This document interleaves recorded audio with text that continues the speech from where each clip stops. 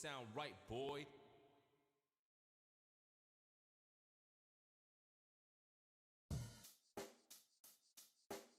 Check the mic and make sure it sound right, boys.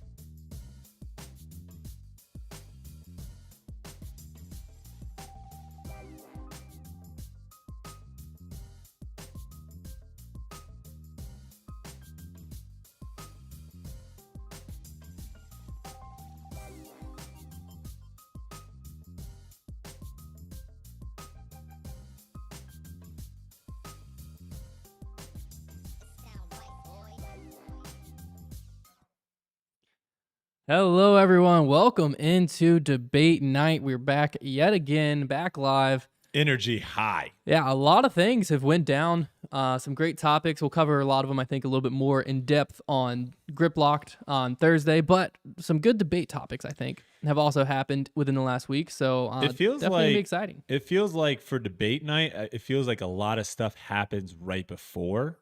You guys had like the grip lock curse where We did for a while. you would do it and then like stuff would happen after the Yeah, fact. well, we would film on Wednesday morning. Stuff would be announced Wednesday afternoon, and then we'd post it on Thursday, and then we'd have wait a whole week to cover. Yeah, and we've just been getting a lot of good stuff happening. Now, obviously, the season is completed. Yeah.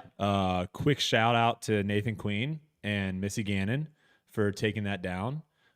Super exciting. I don't think we have too much to even debate about as far as, a little bit maybe about the format. Some people wanted to talk a little bit about that and hear our opinions on that. I think we're going to probably agree for most of it. My only thing is, could there be more excitement potentially if you're a fan of having like all the top players playing, right? Like every day. Where you show up and maybe like say like you could only show up on a Thursday or a Friday. You're not seeing the top 4 guys out there or the top 4 ladies out there as well. So that might be like one of the things. But as far as drama goes, I know FPO was a little bit of a runaway. Missy didn't even make it close, but my goodness, that format it worked to perfection as far as drama goes on the men's side. No, yeah, absolutely. And the 30K, I will say this, because there were people on Twitter tweeting about how like the format, this is what the form, and it's like, no. You're seeing these emotions from these players that you don't see all year because they're playing for $30,000. Yeah. You're not seeing it because of the format. Well, Nathan Queen, I think it was day one, they interviewed him after he like qualified and went through, and they said something about his putt being on. Mm-hmm. And he was like, well, with 30,000 on the line, I showed up earlier and got some more practice putts in because I knew how important this was. Yeah. The format allows, I think, for players like Nathan Queen to shine because you don't have to, he did do it like 4 rounds in a row, but you don't have to like stack up 4 rounds in a row.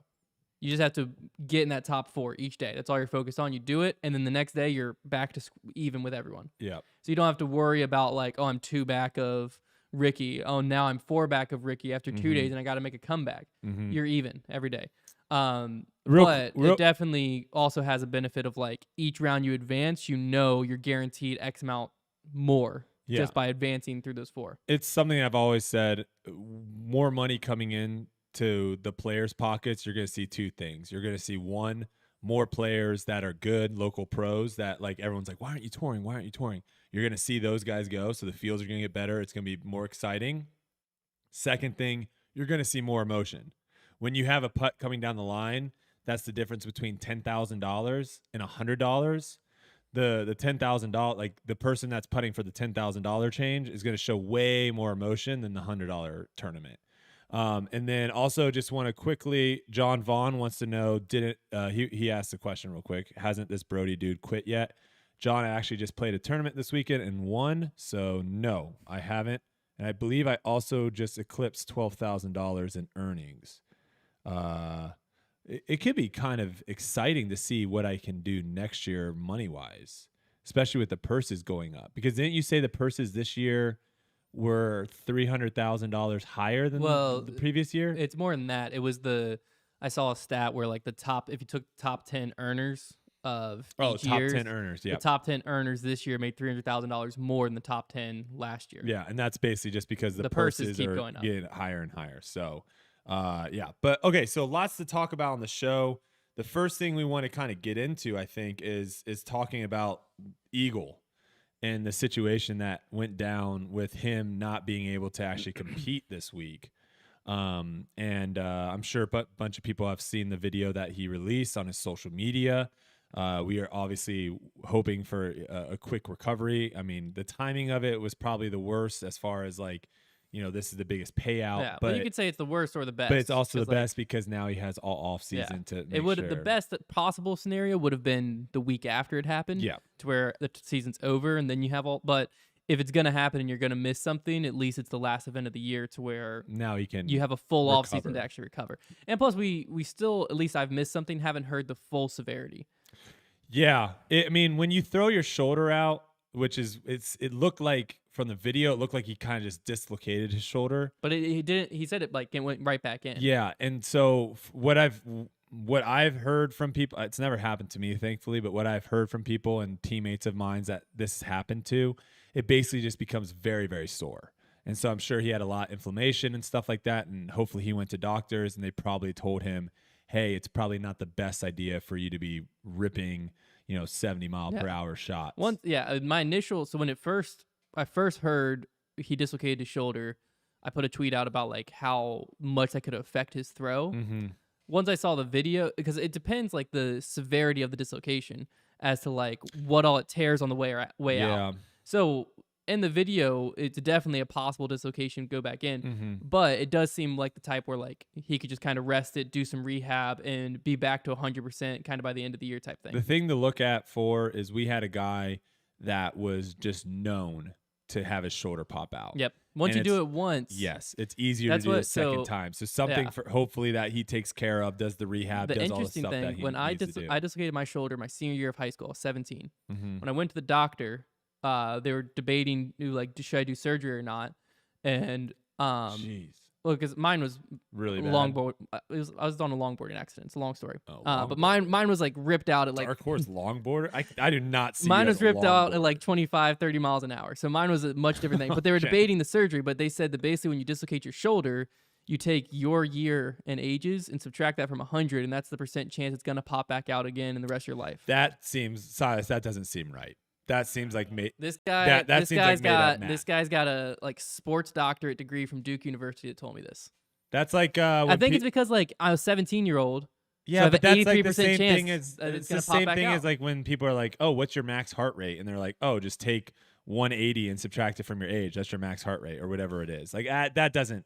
I think it's just like because of like how much longer you have in your life, like it's probably gonna pop. But once you pop it out the second time, then it's easier to pop out the third time because all the ligaments just start stretching and tearing more and more. I agree with you there. I don't agree with this math equation that your guy's coming up with. I'm just saying that's what I was told. I don't agree with that. That's what I was told. And some people in the chat are telling you that you should probably shortboard and not longboard. No, I just don't. I just stay away from it. I think that's just skateboarding. I don't think there is a shortboard. I think it's no, there is. No, they do have like those super mini boards. That's a penny board. That's a penny board. That's yeah. Different. There's an in between. Me and Silas don't do good on penny boards. I can tell you that right now. No, my foot is the size of the penny board. That's fair. And also, we're like, you got a lot more to fall. Yeah, like us on roller skates it's dangerous because we're just so top heavy. We're way up here. But the one thing I do want to see, because I'm curious what you thought, and some people were kind of going back and forth on this. Do you think something like this happening? Mm-hmm. Because when you watch the footage of how he did it, he's not doing a normal throw. Yes. Okay, he's doing something that he wouldn't do in a tournament ever. Do you think stuff like this is going to potentially have now manufacturers that sponsor these players? Do you think they're going to now start questioning or maybe even potentially putting stuff in their contracts? Because we've heard this from other sports as well, of where players aren't allowed to partake. If they're football players, they're not allowed to partake in basketball or whatever it may be to kind of keep the protection there a little bit. Now, I will say, like, I have seen on the golf side of things, I have seen them do a lot of challenges and stuff leading up to a tournament. So like they did I don't know what tournament it was, but they did do like a Happy Gilmore swing. So they all wore the hockey jerseys and they all like did the Happy Gilmore swing, right? So there is stuff like that where I have seen, some kind of fun challenges leading up to it. But do you think his injury, as far as Discmania is concerned, that's a big blow. This is going to be on, I believe, ESPN2. And that's like their representation at this tournament was basically going to be Eagle from the people that were left on the final day. And then he had to basically not be able to do it. So do you think this is going to be something that potentially, opens eyes for sponsors saying, hey, we don't want you to partake in this, this, and this? Well, yes and no. So, because this situation in particular, first off, before we say anything about this topic, I think it's important to make sure like it doesn't sound like we're ever putting blame on Jomez in the situation, because they weren't asking him to do like, and at the end of the day, he can say snowboarding or like something crazy. And he can say no. He has the right to say no. But what I'm gonna say is, it wouldn't surprise me if contracts had like extracurricular stuff of like limiting stuff that where injury is more highly likely. This case scenario, Eagle was still just throwing a disc when it's all said and done. He threw it weird, sure, but he was still throwing a disc. So to me, I think this is just a freak accident, because realistically, like the way he if you haven't seen it, he was basically like doing this thing where he like acted like he was going to run up and throw a backhand and then spun around to throw a forehand. I think just the torque just kind of ripped his shoulder out of place, basically. There's no way to say that wasn't going to happen if he just threw enough, like 5 more forehands. So you think freak accident? I think this scenario might open the eyes to the possibility of like putting more stuff limiting in contracts as far as like extracurricular stuff. But this situation, I think, I don't think this is a situation where he did something that was like so abnormal and like egregious that like Discmania is like ticked off at him for how could you put yourself in a risky. He was just throwing a 360 forehand. Like he didn't do something that's like crazy, like extreme sport skydiving right before his last thing. Well, let's give you that. I'll give you that scenario. So let's say like, off season, you go snowboarding, right? And you break your arm or something, right? Like how I could see that type of thing being put in. And do you think that stuff also potentially, and it's more like just like being put in a sense of like, hey, if you hurt yourself doing something outside of disc golf, like we're not going to still pay you the $200, $300, $400,000. Well, I could see it kind of going two ways. It could be like a to void your contract type of thing of like, it basically, we have the right to renegotiate based on like if an injury happens outside of normal sports, whatever, with disc golf. Or you could go the route of, many athletes typically do this, but I could see a company of like, let's say that Discraft got insurance on like Paul's arm or something like that. Of like, because I mean, I know plenty of athletes and stuff will insure parts of their body that's like, if something happens to my arm as a pitcher or something, then like my career's shot. So I can insure my arm and just pay X amount to make sure like if something did happen. True. I could see companies going that route too, of like, we have our player locked in for X amount of years. We're going to get insurance on, in disc golf, it'd almost have to be the arm, but I mean, realistically, a leg, an ankle, like so many things could put you out in disc golf. So I don't know how that would work, but it's not like bodily insurance. But I could definitely see contracts being written in of like extracurricular like stuff outside of the normal workout prep routines for disc golf. Injuries that happen there could cause a contract renegotiation type thing.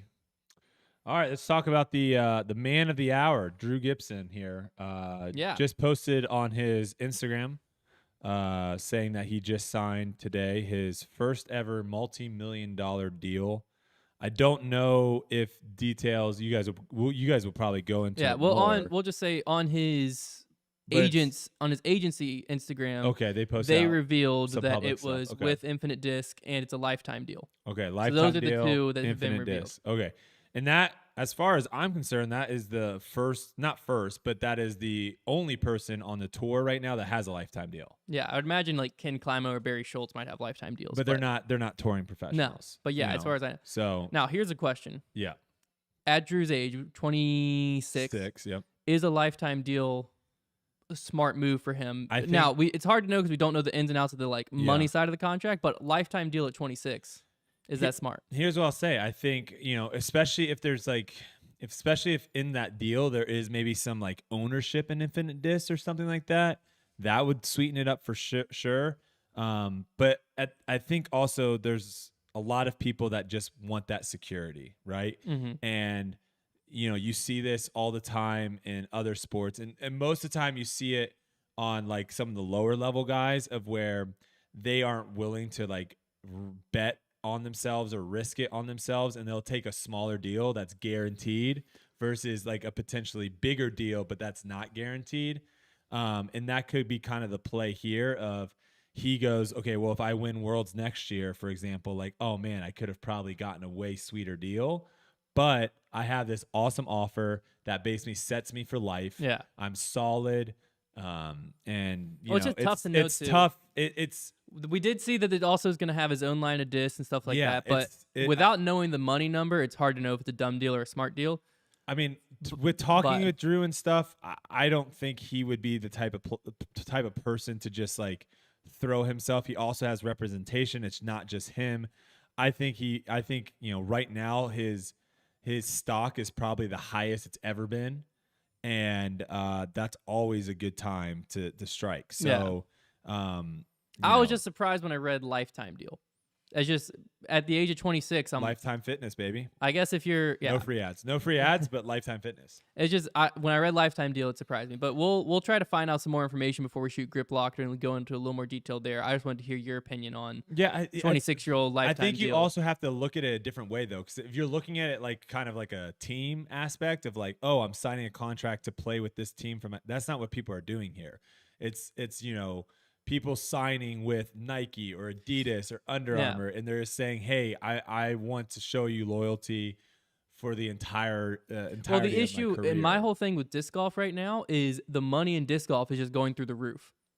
So let's say that Paul 3 years ago when he goes to Discraft signed a lifetime deal with Discraft. He's not signing a $1 million guaranteed per year deal with Discraft. Now 3 years later he is. Sure. And that's just the value, and not necessarily the value as a player. The value in disc golf's gone up as the sport's grown. But you're betting if I'm signing a lifetime guaranteed deal, which we don't know if this is a guaranteed deal, but let's just say. Also, it's weird to me saying multi-million and it's a lifetime. It's either like in the contract he can't say how much, or it's like 2 or 3 million. Which then, like, if it's 2 million lifetime, like, he could have got a bigger deal than that 3 years from now in my head. I think it's a smart play though, because like I said, it's like right now the iron's hot, the sport's growing, and if it makes at the end of the day, the most important thing, right? And this is how I did my sponsorship dealing at the beginning is I wanted to go with something that I was happy with and not necessarily the most money. Like, you don't always have to do the deal or whatever that's going to give you the most money, because sometimes going that route, it's going to make your life harder or more unhappy. I'm sure his relationship with Infinite's great. And he probably has a decent sized contract there to where he's like, I'm happy. Yeah. And if he goes out next year and he doesn't play well, I think he'd probably still be all right. So, but the one thing I do want to say, which clearly is there was probably talks already before he tweeted this out, and it makes a lot more sense now that he has signed this lifetime deal with Infinite, is he says he tweeted or someone tweeted at him, nobody can touch Drew's buzz skills. I'm seriously hoping it starts a low-key mid-range appreciation. And he quote tweeted saying, it's called a mid-range now, but you're right. I use that specific one better than anyone. And someone said, your buzz is just butter. And he responded, mid-range. The free ad subscription has ended. So I think a lot of people initially took that as like, oh, is he coming after Discraft? Clearly, he's going a different route with Infinite. Is it clearly? Well, it depends, because if they make him a new mid-range, right? Like, think about that. Well, here's my thing. You said he's going to make new molds, right? Eventually, yeah. So if they make a mold for him, he probably wants to squash this buzz talk immediately and start switching it over to a mid-range, and then whatever the name of the disc comes out, right? I'm sure he's going to want people to say that, but I don't see that as what I with thought everything was that weird. happened. I don't see that as being weird. What's weird to me is one of his big things with Infinite is he can carry all discs brands, because Infinite sells all disc brands. Sure. So, like, let's say that Foundation were to sponsor him. Mm-hmm. Okay, let's say that we're the ones behind it. Mm-hmm. If I see him trying to like mute out that it's a disc that we sell on our site, I'm upset with him as a sponsor because I'm saying like we're paying you to throw and promote that buzz. But what if what if we've had talks that we're going to make him a mid range? If he doesn't get his own mid range, I would be surprised. Well, I'm sure he probably will, but then you can just say, yeah, you know how good I threw the buzz? I throw this better. Yeah, I mean, now it's like, you know how good I threw that unspecified mid range that everyone knew was a buzz? There might be a few jabs.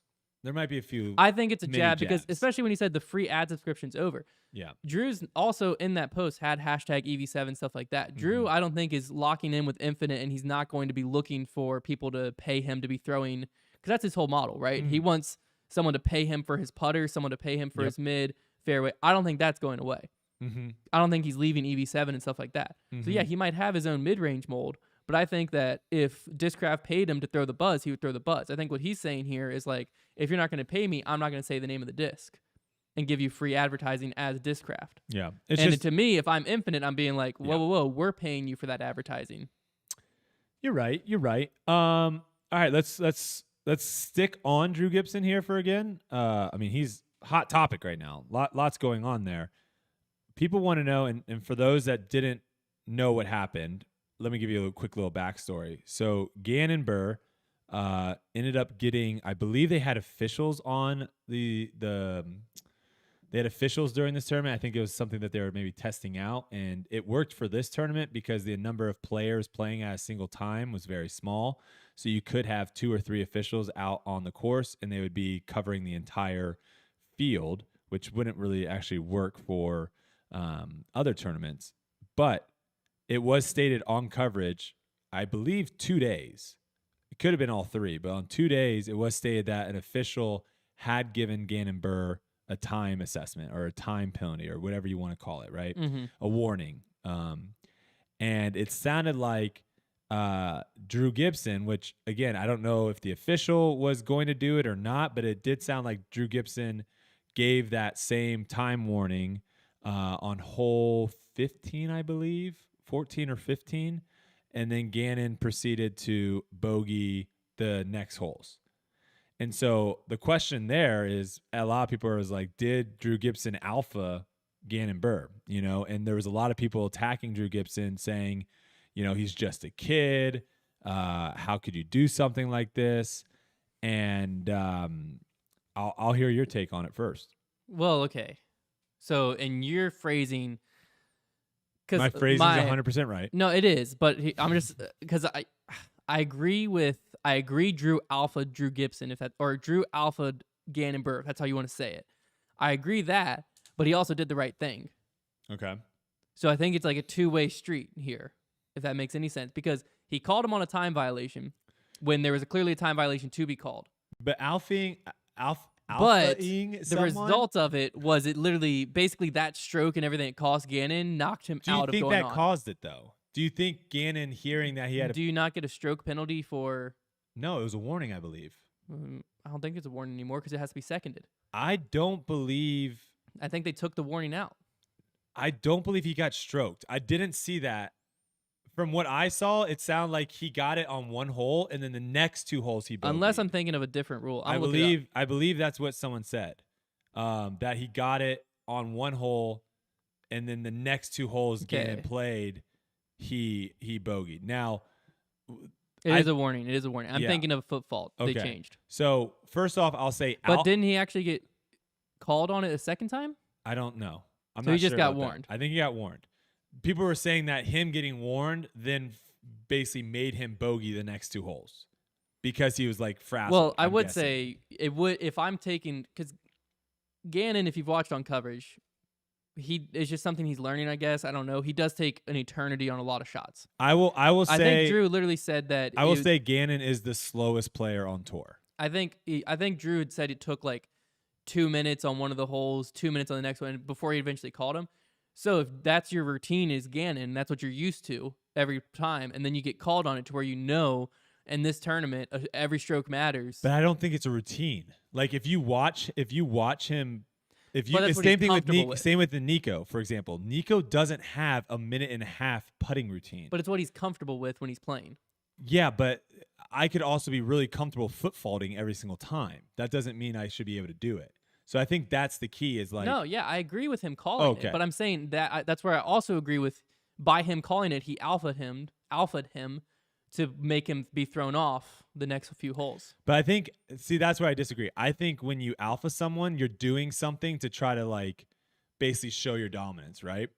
I don't think he was doing. He wasn't intentionally. I don't think Drew was like, but I'm gonna. did. I don't think Drew was like, I'm gonna call him, and I know that's gonna mess him up. I don't think it was I intentional. don't think that's I agree what with that. Drew did. But I think that's what happened. He wasn't intentionally alphaing him, but that's clearly what happened.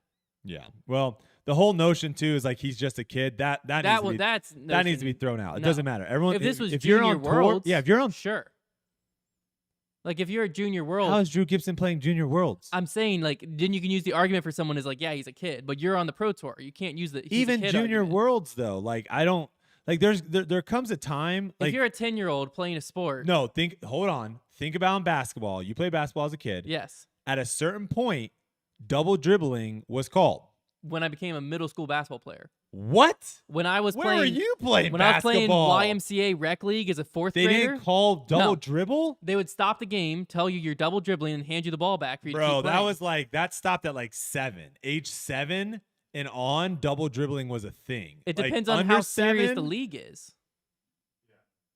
Thank you. Silas is even agreeing. It depends on how Well, serious like, the league is. I guess if it's a developmental league. But like YMCA, I played YMCA basketball. They called stuff. Like it wasn't like you Dude, could just. Okay, we're gonna talk about YMCA basketball. You couldn't just pick up the ball and walk 5 steps and we then not formed say a anything. YMCA super team when I was in 6th grade. Dude, that okay, we pulled together a super team to where we were not touchable, and so the YMCA league made defensive rules specifically against our team. Of like we They were only made up rules. we were only allowed X amount of steals per game.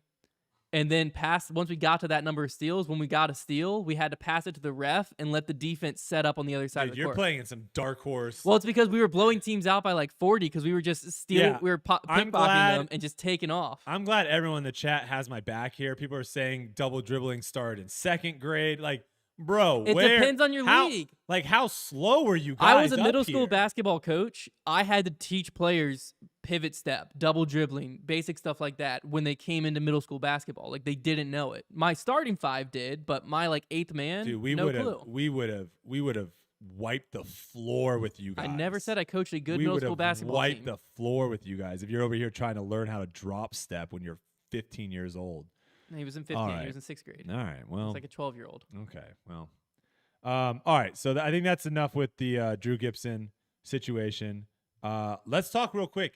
Did Jamie Thomas, for those that didn't catch it, Terry Miller's in the booth, which I'm also very curious. Is like, is Terry Miller like, does he have FOMO?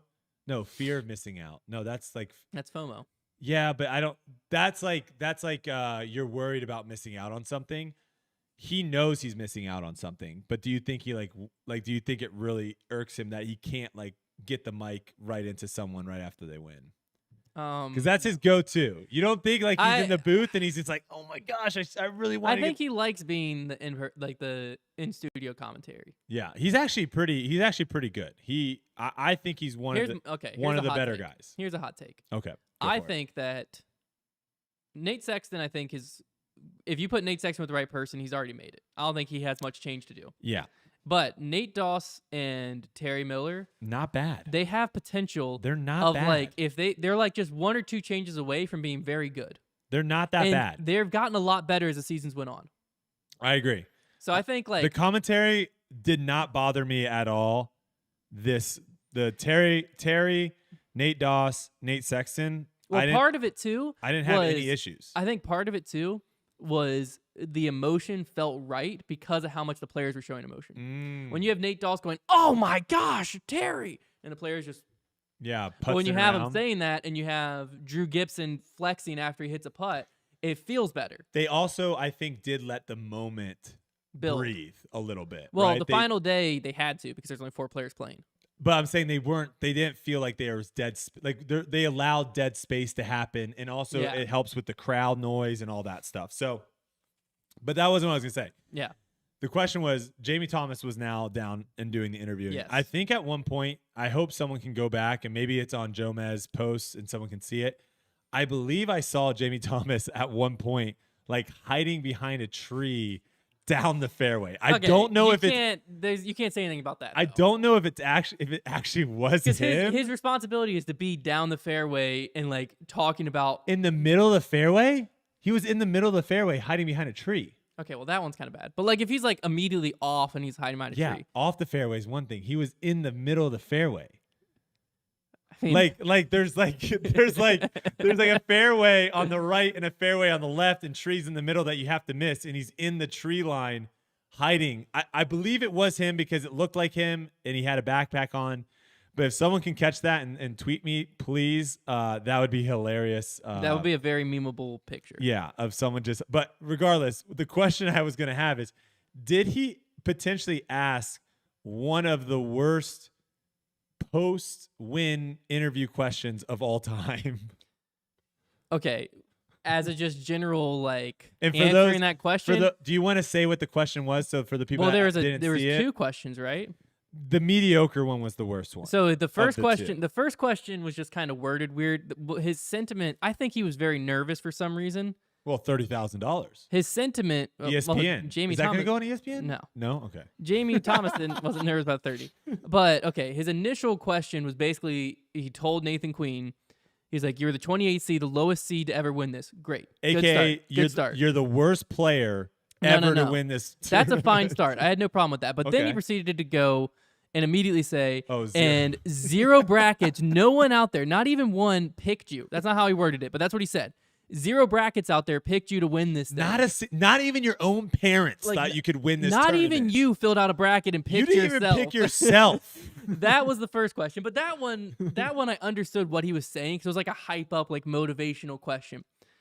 But then he was like, this hometown crowd out here, has been rooting for you. All the mediocre shots you threw, they were going crazy. And again, I understand what he was saying. He was saying like when he threw a mediocre shot. I think he was saying no matter what, no matter what shot, no matter you threw, what was going on, the crowd had your back. The way it came out made it sound like you were just throwing mediocre shots left and right, and the crowd was going crazy. Like you won this thing off. Like it just sounded like he didn't give credit to like any. Yeah. So yes, I think it was one of the like worst. Worst is a tough word. Because there's got to be worse ones out there. It was not a great. A big. I mean, I'm sure you could go like smaller sports and like see stuff, but like this is a smaller sport. Let's stick there. But I'm saying like this is one of the biggest moments in disc golf. Yes. So like one of the biggest moments in baseball, one of the biggest moments in football and stuff like that. So I'm sure there are some out there. But they interviewed one of these guys that was like a Hall of Fame quarterback at one point. He was just drunk. Way the question. I don't know what that was that's all funny. about. The way the question came out was pretty terrible. But the sentiment and made me laugh. What he meant behind it, I understood. I just love you are literally the worst person. That's not what he said. But ever that's basically what he was saying. Ever to win this tournament. You were so bad, no one thought when he you said could win. When he said like no one picked you to win it, I was sitting next to my wife. I was like, oh, that's not. I was like, that's not what he meant to say.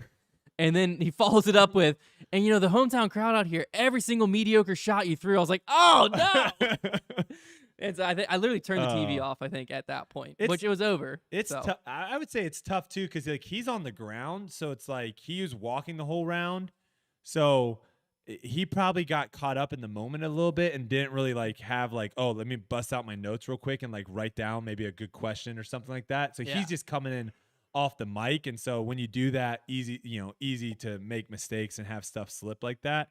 But yeah, I thought it was a bad moment to slip up the way he worded the question. Was that before or after Nathan Queen took the check and just sprinted around? Was that before? I think it was. It had to have been. It was before. I think it had to have been before because he wasn't out of breath. Yeah, because then after that is when Jeff Spring walked up and did the presentation. And then he sprinted. That was pretty cool. That was pretty sweet. And the live drone shots. My favorite part of that whole thing was if you watch on, I think the Pro Tour posted a video of like someone was like videoing him like, and they were just like kind of turning around him running the loop, and the PDGA photographer is in a full sprint with his camera in one hand, like matching his speed, trying to take pictures of him. And I'm like watching it. I'm like, there's no way any of those pictures. Like the guy's not looking through the camera at all. He's just holding it out to his side, looking in front of him. Maybe he was filming it. No. I saw this guy at USDGC. He was holding, like, if he was filming it, the footage is as shaky as anything you can imagine. He was like holding it out, arm full extended, just like holding down the shutter and it's like pushing people out of his way to run with them. He's the CrossFit cameraman that's just running with No, because that's on like a stabilizer, and this is just a handheld camera. Oh, man. It was pretty funny. All right. Well, I got one tweet here from John Taylor. He tweeted us. If you're not following us at Debate Night Pod on Twitter, give us a quick follow. Also, quick shout out to Dark Horse Hats. I can do that. What the heck? Yeah. Yeah, I can do it. Of course you can. We just got these. No one's stopping you. We just got these hats. So go to foundationdisc.com. We got a decent amount of them too, but they might go quick. Who knows? And they're snapback. So some people, I personally like the Flex Fit. If I could pick one or the other, but the snapbacks can fit any size head. You've got, this is interesting. You've got one bead. This is a loose fitting. This is me on my loose setting. You've got one bead going. I'm a only two. See, my thing's all based on my haircut. If I fully shave my head, I got to go all the way tight. And then as my hair grows, the farthest I'll go is 2 snap. That blows I have a huge noggin. I have a tiny head. That's why I don't like flex fits. Yeah, so this hat, look at that. Small head, big head, boom. Boom. You can wear this hat. And let's real quick actually transition to, hey, guess what? We got another ad, baby. Debate night, son. What do you think about that, son? Love it. Are you excited about it? I am stoked. Come on now. This is a product I've actually used multiple times, so I'm excited for you to be able to read this. Disc guys, we actually have them currently on our site as well. We've had them for a while. So yeah, we have I believe a couple different colors. Yes. So definitely check it out, foundationdisc.com. And Disc they are a family-owned husband and wife. They run everything from accounting to packing your orders, family-owned business. They also are the first of its kind putting aid. And it's a defined focal point for more consistent aim. So basically what the item is it's a putter ball. It's a putter ball, if you want to say that. It's a disc dot. The notion of it is when you are... Oh, we got Silas. Look at this. Look at that. He's got them. The idea is basically when you're putting, and this is something that you probably have heard in tons and tons of videos of putting, is they tell you to focus on one chain link, right? And try to get, aim small, miss small is the whole notion, right? And so this allows you to basically set that, and everyone's different. Like what's your chain link? Where are you looking when you try to putt? I change mine based on the wind, but no wind, dead center. No wind. Dead center. So you're going dead center pull. Middle, height. If I'm pulling my putts right, I'll go one chain left of dead center. Okay. See, it doesn't work for me, but that's what I do. See, I'm a high right guy. Oh gosh. What? That's awful. I put on a little bit of hyzer, so it's going to come back a little left. Oh, so interesting. Yeah. So you aim where you want to release. Yes. I aim where I want to hit. Interesting. You might be a better putter if you used your disc dot in a different location. Also, I want to say real quick, one of these was on one of the practice baskets at USDGC. Yeah, well, I actually met the owner at USDGC. Lots of people are using walking around down there. As you can see, they're brightly colored. I think we have a pink, a yellow, and a red. I believe this is a UV. I could be wrong, but they have UV ones that are like day glow that basically just shine in the sun. So they're brightly covered for less eye strain and improved focus. They help to build your confidence, which leads to more putts made. They provide a more effective and fun practice routine. Over 25,000 units have been sold worldwide in the first year of business, and they sponsor tons of pros and amateurs alike. Disc Dot is a tool for everyone. Yeah, and one thing that I really liked when we got our hands on them basically when they first came out, we did a video advertising them. I think it was in our putting video, actually. We showed exactly how they work. But basically, they have this like little opening that slides onto the chain. And they've been made, I haven't found a basket yet that you can't slide it on. So I've used it on my Marksman basket at home. I have a Discraft light basket here at the office. And then when we shot the videos on a Prodigy Good for T1, all baskets. which those are 3 very different chains. And they worked perfectly on all 3. So we appreciate it. Go support Disc Dot. They support this podcast. So thank you so much. Disc Dot. Boom. Oh, Silas. Wait, did he catch that? Yeah, of course he caught that. Okay, all right. I have to check. All right, so we got a tweet at Debate Night Pod. Follow us. We're almost at 1,000 followers. Let's go. Come on. John Taylor says, debate if only players, one caddy each, and cameramen should be allowed inside the ropes, or alternately. Thank you. Yep. If the prime viewing positions should be occupied by eliminated players, family, and friends, hangers on, instead of paying spectators. This is going to be an issue that's going to come up more and more now that most of these events, you do have paying spectators. Mm-hmm. And I think we mentioned this earlier. We definitely mentioned this before. About like inside the ropes. You know, if you are inside the ropes, you should definitely be mindful of the paying spectators behind you. At times, you should definitely be like kneeling down. But again, if you watch the coverage, there are tons of people that are coming up to Nathan Queen as he's walking down the fairway. Some people might say they love that. I'm not a big fan of it. I think there's a time and a place for that, and that time and a place is off 18th green when Nathan Queen is leaving, not when he's still in the limelight. And so that's all I'll say about that. I think that needs to get cleaned up. Yeah. Well, yeah. There's. Yeah. No, yeah, I agree with you. Yeah. I think that it basically should be players.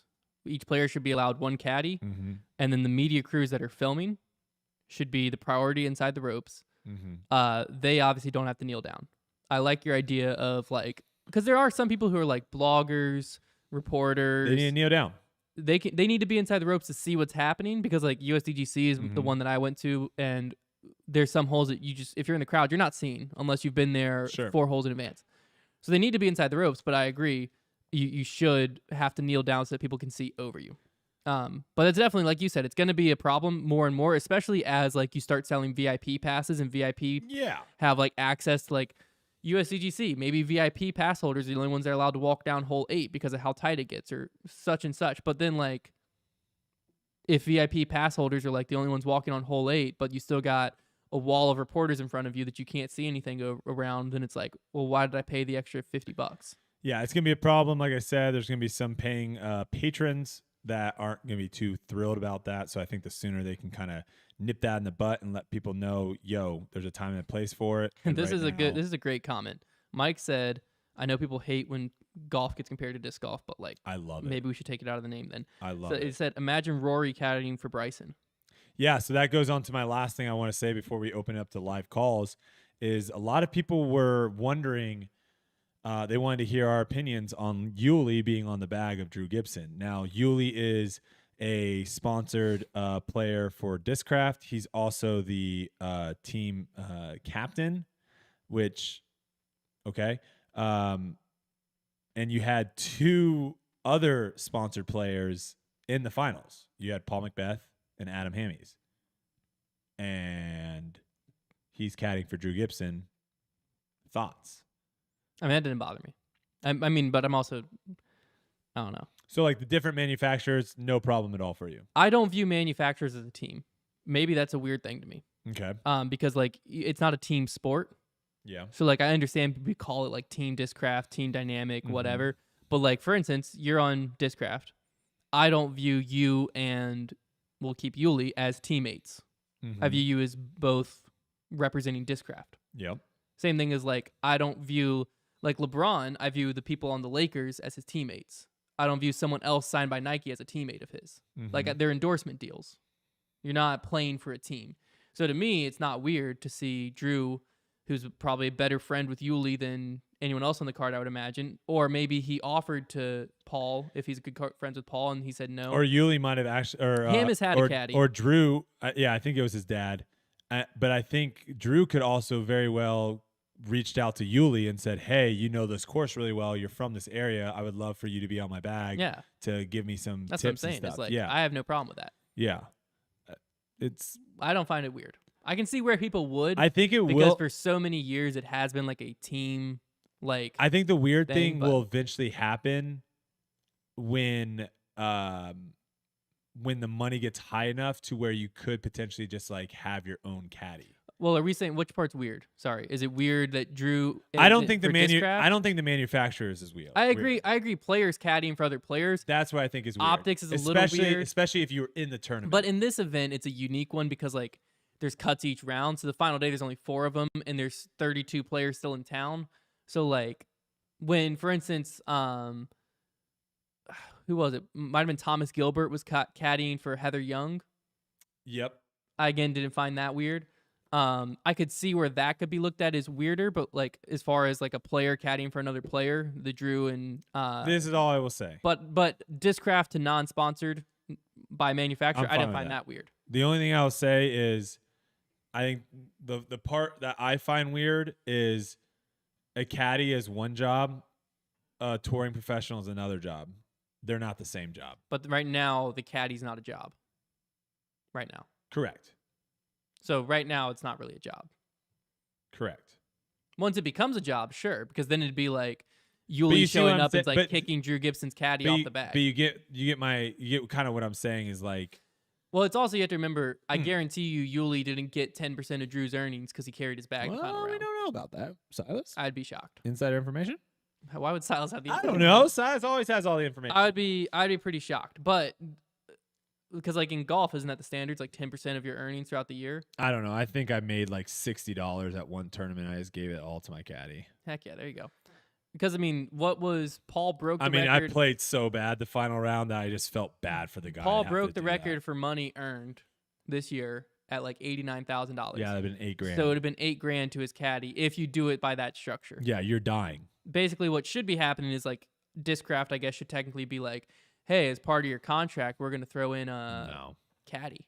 We'll pay them $30,000 to be on the road with you, or something. Yeah.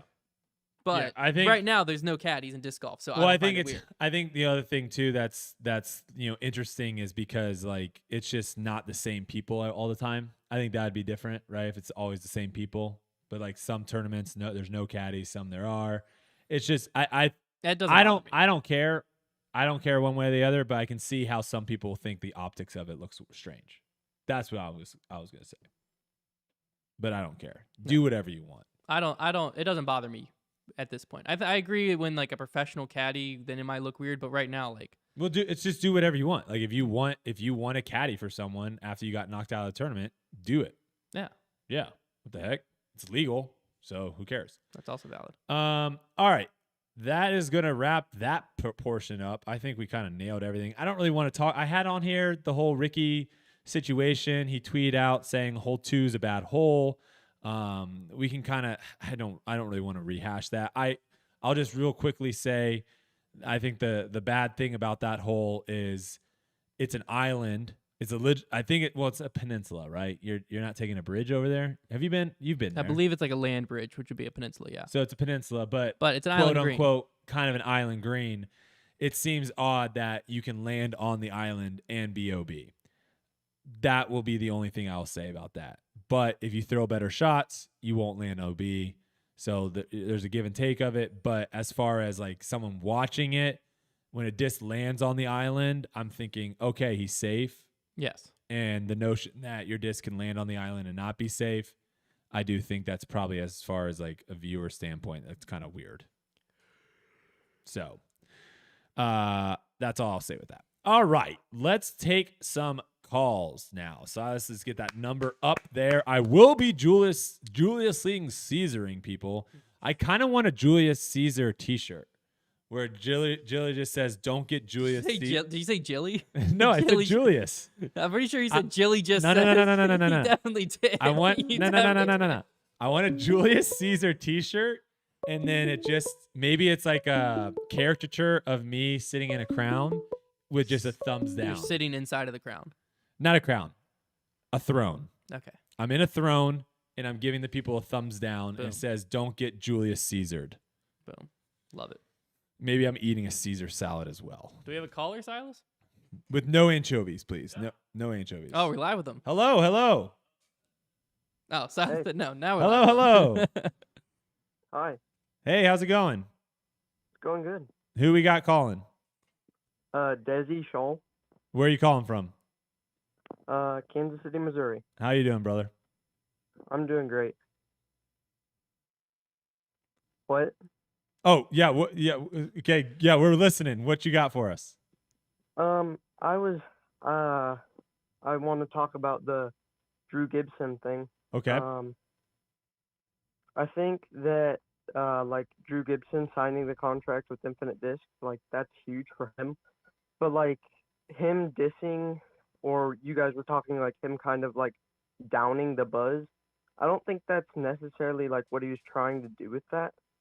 But he was just trying to like say like he's not like using that as his only mid range now. Like he's gonna have other things in his bag now that he has like a big contract with Infinite Discs.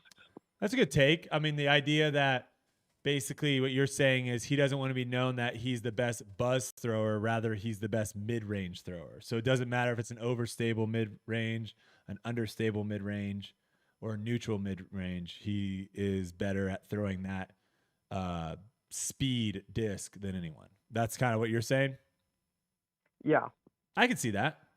I mean, from the Twitter, if you just read the Still Twitter, it's a little jab with the whole no free ads. I could see it, but the no free he went ads. on Facebook and Reddit and commented several times that it was specifically about the buzz because Discraft wouldn't pay him to throw the buzz, basically. So I could understand it, but it's basically it was what it seemed like.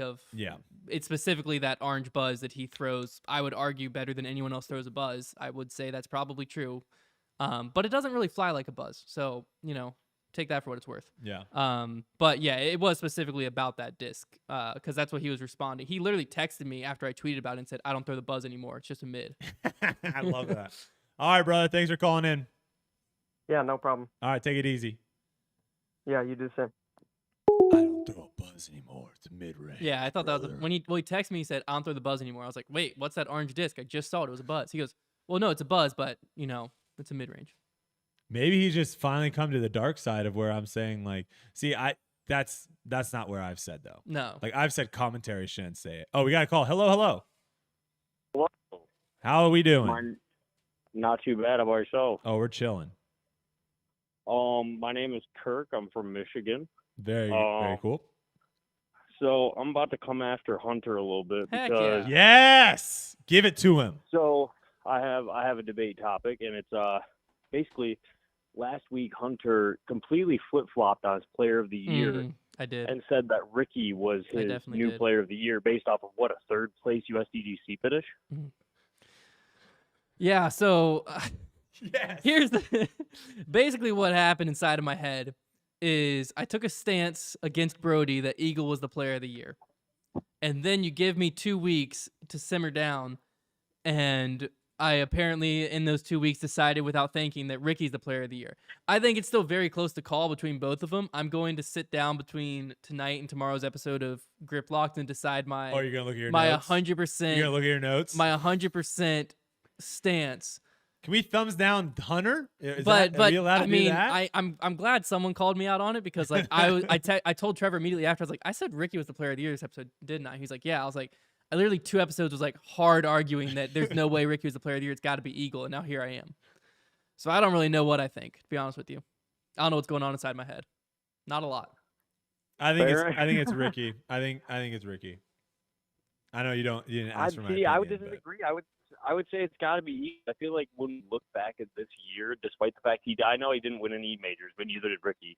I feel like I'm thinking about Eagle this year. Like this is Eagle's. Like he's had breakout years in the past, but I feel like this year is the first year where you're like, okay, Eagle is unquestionably a top 3 player in the world. There's no question about it. Like in the past, there's been questions. He's won big events, but in past years, there's been a question of whether he was firm top 3. I think the good thing for the sport is there are people now that are like in that debate. Yeah. Like I think it's the fact that it's not a clear thing. Yeah, the fact that people can now kind of go back and forth.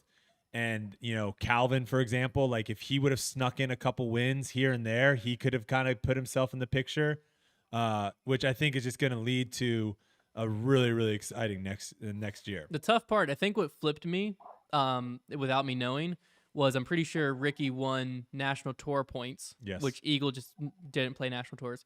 And I'm pretty sure Ricky won pro tour points. But my stance on Eagle was I wasn't factoring in Silver Series. Yep. Ricky played. I've just gotta sit in a dark room and just sit with my thoughts and think about my thoughts and figure it out. I know people are thumbs downing me. They want me out of here. All right. Hey, appreciate you for calling him out, man. I love that. No, no problem. I anxiously await what you decide, Hunter. All right. All right. Have a good night. See you later, guys. Bye.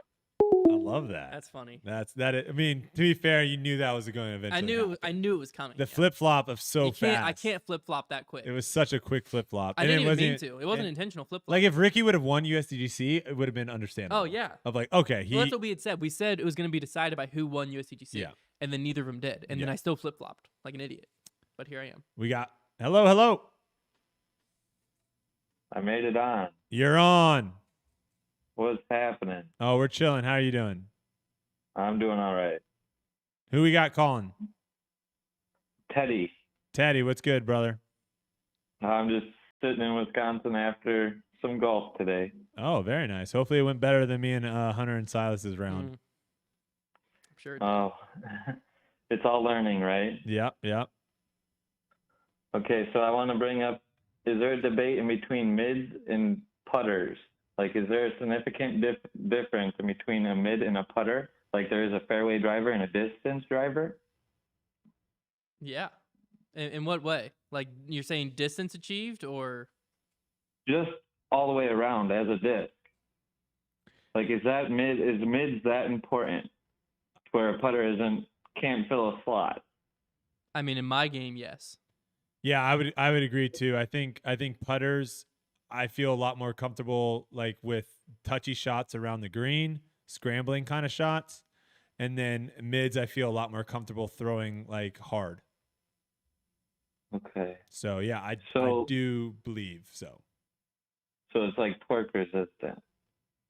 Some are. Yeah. I will say the line between a mid and a putter is blurrier than the line. Well, not really, because like it's kind of like once you start getting to like a zone and a rock. Like they're both the same rim width, but like the rock's clearly a mid and the zone I would call a putter. Yeah. And then once you get to like a beast versus like a PD, they're both similar speed disc, but the beast I'd say is a distance driver and the PD I'd call a fairway. So I don't know. It's definitely an interesting thing, but I think there's a need for both. Appreciate you calling in, brother. Yeah, thanks for the good work, you guys. Love the show. Have a good one. Every time I say the zone's a putter, people are going to freak out. But zone is a putter. Zone is a putt and approach disc. It's kind of like the A series. Yeah, it's like Prodigy. Yeah. Like it's very hard for me to throw.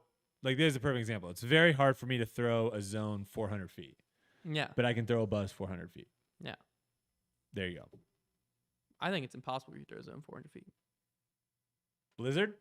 Woo! That's a free blizzard right there, You're not throwing, Silas. you're gonna owe me 2 blizzards. That's a free blizzard right there, Silas. Hello. Hey, how's it going? Hey, what's going on? I got a quick question. I checked out the next year's PGA or a PDGA tour, and it didn't show the Winter Open in Pasadena. The Do you know what? anything on that? The Wintertime Open? Yeah. So that's typically just an A tier. It hasn't been on, I don't know if it's ever been on the tour. Normally, though, players will end up like starting their tour there just because like it kind of just got big over time, but it's always been an A tier. So I would keep an eye out once the A tier schedule's released and see if it's still there. I love that tournament, by the way. Appreciate it. Thank you very much. Thanks for calling in, brother. All right, let's keep it rolling. I will say it's probably one of the higher tier A tiers. What does that even mean? What does that even mean? Like a high caliber A tier, like Memorial, very high caliber A tier. What makes it high caliber? The just field? like the amount of people who are like going to travel to it. Like the good people. Okay. Oh. We got someone, Silas? Yeah. Hello. Hey there. How are you doing? Yeah. Good. How are you? We're chilling. What do you got for us? Hey. All right. So my take is that Dynamic Disc Trilogy is the best company for disc production, but the worst company in regards of professional disc golfer production. No offense to Chris Clemens, Eric Oakley, those guys, but I think they've kind of fallen short versus some of the others. What do y'all think? Well, so I think it's interesting because I think Latitude 64, which is the production of Westside, Dynamic, all of that, I believe it's all Latitude. I believe they are the biggest disc golf manufacturing facility in the world. I believe I've heard that before. So on that side, I can understand that, your first point. I think where it falls short is, at least among pros that I've heard talk about Dynamic, any of them that have left Dynamic talk about, or like Trilogy in general, talk about their plastic beating in too quickly.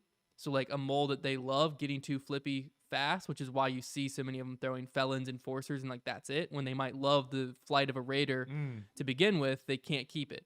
So I think that's partially the issue is the top tier players. It might take a bigger contract to get them to go to Trilogy. It's a similar thing for MVP. Before James Conrad, MVP had a unfair stigma around him that it was going to take a very large contract to get a top tier player to go there. I think that's what we're seeing with Dynamic and why they can't land top players right now. Because basically once Ricky left Latitude, they have some very solid European players, but like you said, the like players on the Pro Tour right now that are sponsored by Trilogy just aren't really producing and compared to years past. So I think in my head, I think that's why, but I could be way off. Thanks for calling in, brother. Thanks. Take it easy. All right. I'm not Julius Caesaring anyone yet because I don't think anyone. I think if we can move. If we can get the call, if we can move the conversation along, let's not. I mean, there's no reason off with their heads. If we can get them out of the arena, like we don't need a. Come on now. I'm not a tyrannical king. I'm not a tyrannical king. Hello. Hello, how are you today? Oh, we're doing good. How are you? Not doing too bad. Who we got Randy calling? from Michigan. Randy from Michigan. Randy, what's good, brother? A lot of Michigan people tonight. My hot take is that the Disc Golf Pro Tour viewership model is actually backwards than what it should be. My take is that they should be airing the first round coverage because as TDs and film coverage crews, we actually establish like our feature cards. So those are usually like the stack cards anyway. So like if you want somebody to view the tournament or follow the subscription, pay for it, rounds 2 and 3 or 4, you should be filming round 1 and getting the hook in early. Okay, interesting. So you're saying that the first round should be the free round. Free round. Correct. Interesting. So I know all I can go off is the numbers that they told, or I guess they told people or whatever, of when the one time I was on the feature card at Waco, of how when they did that, they were able to make me on the feature card with Paul, Kale, and I believe it was Drew Gibson actually at Waco, that the amount of people that subscribed to watch that round, like the number was way higher than they thought. So I think their model is like, we can do these really awesome feature rounds the first day. And if you want to see them live, you have to pay. You do bring up an interesting point, which I actually didn't think about, like switching it to where the first day's live and you get people like suckered into like, oh man, I got to see what's going on. And then the rest is one thing I think would be really cool to do is I think every day should have some sort of live free, whether it's 15 minutes or 30 minutes, and then it cuts over. So I don't. Go ahead. That's also a good take. My only thought with like the final round and why I think it should be the first round is that if you look at majority of the tournaments, and I'm not saying every tournament, there's usually more hot topic names on the card. It's not always a Ricky, a Calvin, a Paul, a Chris Dickerson, et cetera, blah, blah, blah. There's always a couple of random people in here that you may or may not want to watch. Like, and no disrespect to anybody, but like you really wouldn't want to see a 950 rated pro or a couple of them competing for the title, you know what I mean, as the free round. I would rather watch the stacked round 1 card. Well, I think their model right now, at least how I understand it, because I've thought about this before. So if you go the first round free, you're not guaranteed the best, most entertaining golf the first round. Sure. Because you might have a round where let's say it's Paul, Ricky, Calvin, Eagle. You might have a round, I'm sure this has probably never happened, but there might be a round where all 4 of them are off and none of them are on the lead card. But the final day, you're going to see all the players in contention. Playing well. And so then their idea is that is going to make people want to buy the live coverage to see the next week's tournament. So I think their idea is, it's kind of like, where do you hook people? Do you hook people with a potentially not entertaining round, or the round that's most likely to be entertaining and have the best players that are playing the best that tournament? So then you don't see Ricky blow up or Paul blow up round 1. You see Ricky or Paul in contention round 4.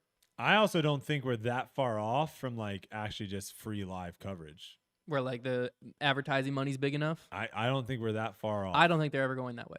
Really? You think they're going to stick with the pay-per-view model for everything? I do. Interesting. Okay. I just see it that like if players want to see the finish to a tournament, if they want to see the cherry on top, the cream of the crop, that should be the paid round, because then you can actually like check UDisc and say, oh well, final round day, now it's Paul, Chris Dickerson, Brodie Smith, and Nathan Queen, and you're like, I want to watch that card, I'm going to go pay for it. Or you can give them that stacked round. Like, I just look at that from that standpoint, that like, if you see it on UDisc, like, you can watch this card and you have to pay for it, you might actually pay for it. But if you watch the UDisc and you have two guys you don't know, you're hit or miss. Yeah. I mean, it's an interesting point.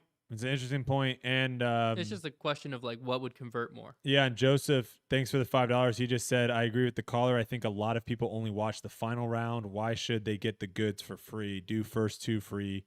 Do the first 2 rounds for free, basically. So I don't know. It's gonna be interesting. I think too. They're really, the Pro Tour is very open to trying new things as well. Now they are maybe a little slow as far as like getting to them. I think they're like methodical by intention. Yes. They're not slow because they're lazy or anything like that. They're slow because they don't want to do anything that's going to like they don't want to make a drastic jump and hurt the sport. Yeah. They want to make sure what they're doing is good for the sport. So I think what you said, it'll be interesting to see if maybe next year, maybe one event they tweak, because these events is really what's going to be interesting, right? Like, or not interesting, but these events are going to be kind of like, hey, let's see if we do free the first day, how that looks to our subscriber numbers, and if we do free the last day, let's see how that looks. So we'll see.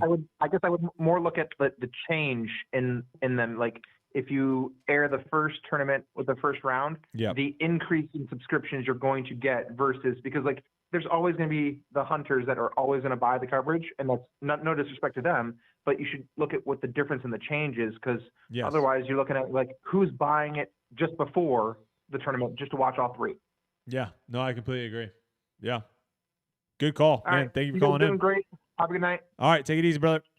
Yeah, I mean, they can also do things too about like, subscriptions based off of players. Well, like, the one thing I'm confused is if his argument was more people want to watch that first round of a stacked card, then wouldn't that be the one you want behind a paywall if you have a paywall? If more people want to watch it? I think he was just talking about like getting people like invested into the tournament early. So they're already invested. And then, because I think right now what it is like you might have some people being like, oh, I'll just wait to watch it for free the final day. And they won't buy a subscription because they always just watch the final day for free. And maybe they do post-production or something the first couple days. Yeah. Where maybe if you do live free the first day, you get people jumping in, and then boom. Brodie, can you talk to the YouTube money from viewers on a live video?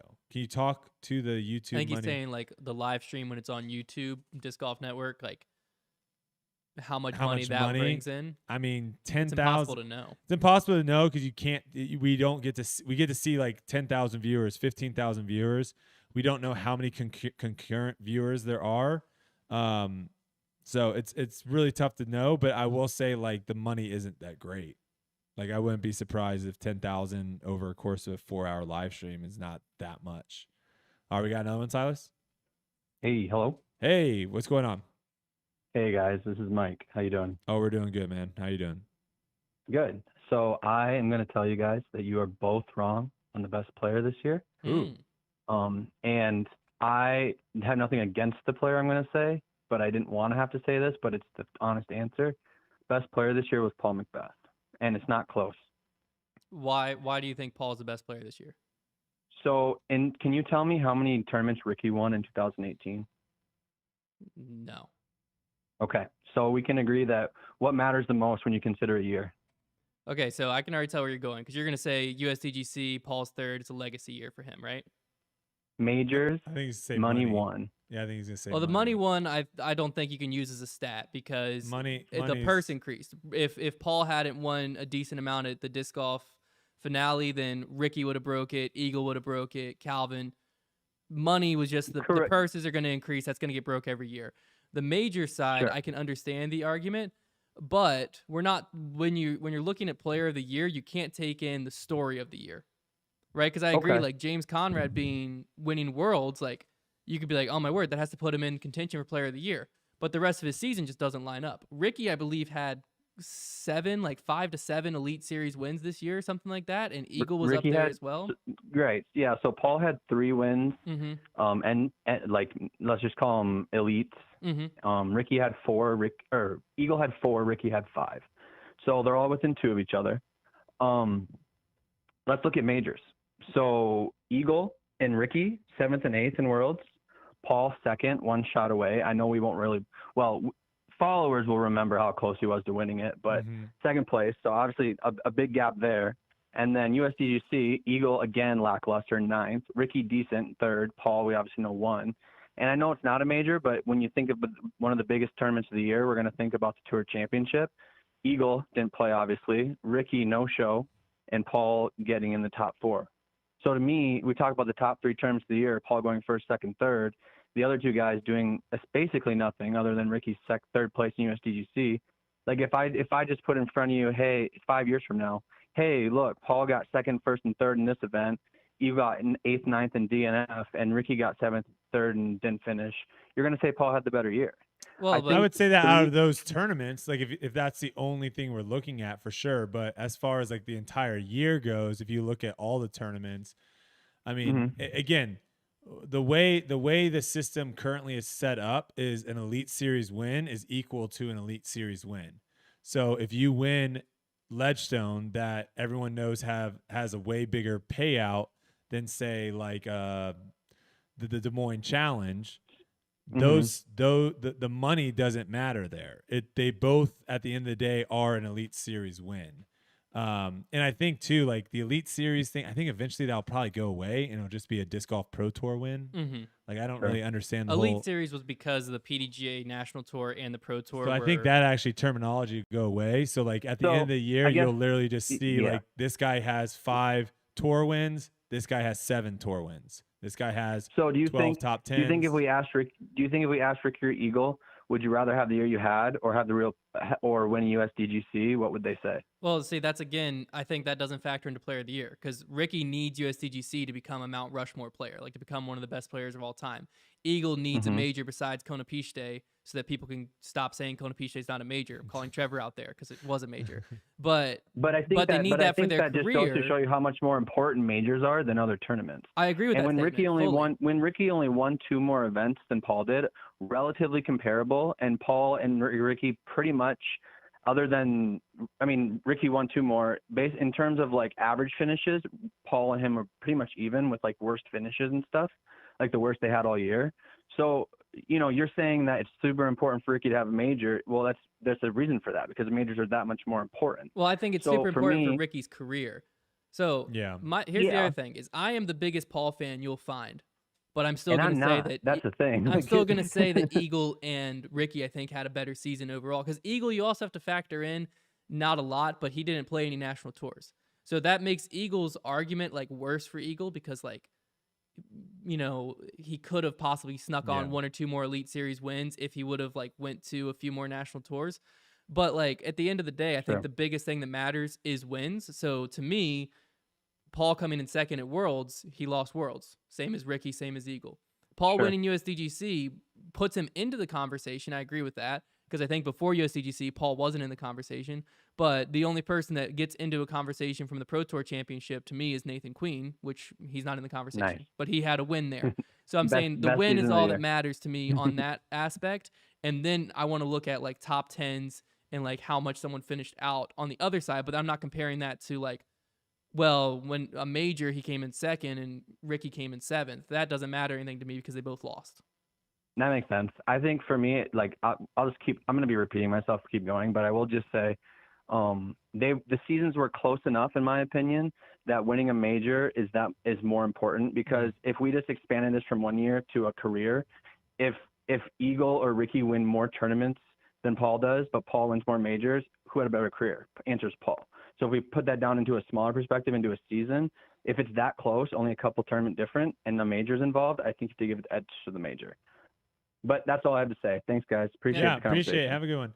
I will say too, like, I think winning USDGC is actually, if I take a seat back and say this as like a sports person and not a disc golfer, to me it feels like USDGC is a more meaningful win than Worlds. Your first one.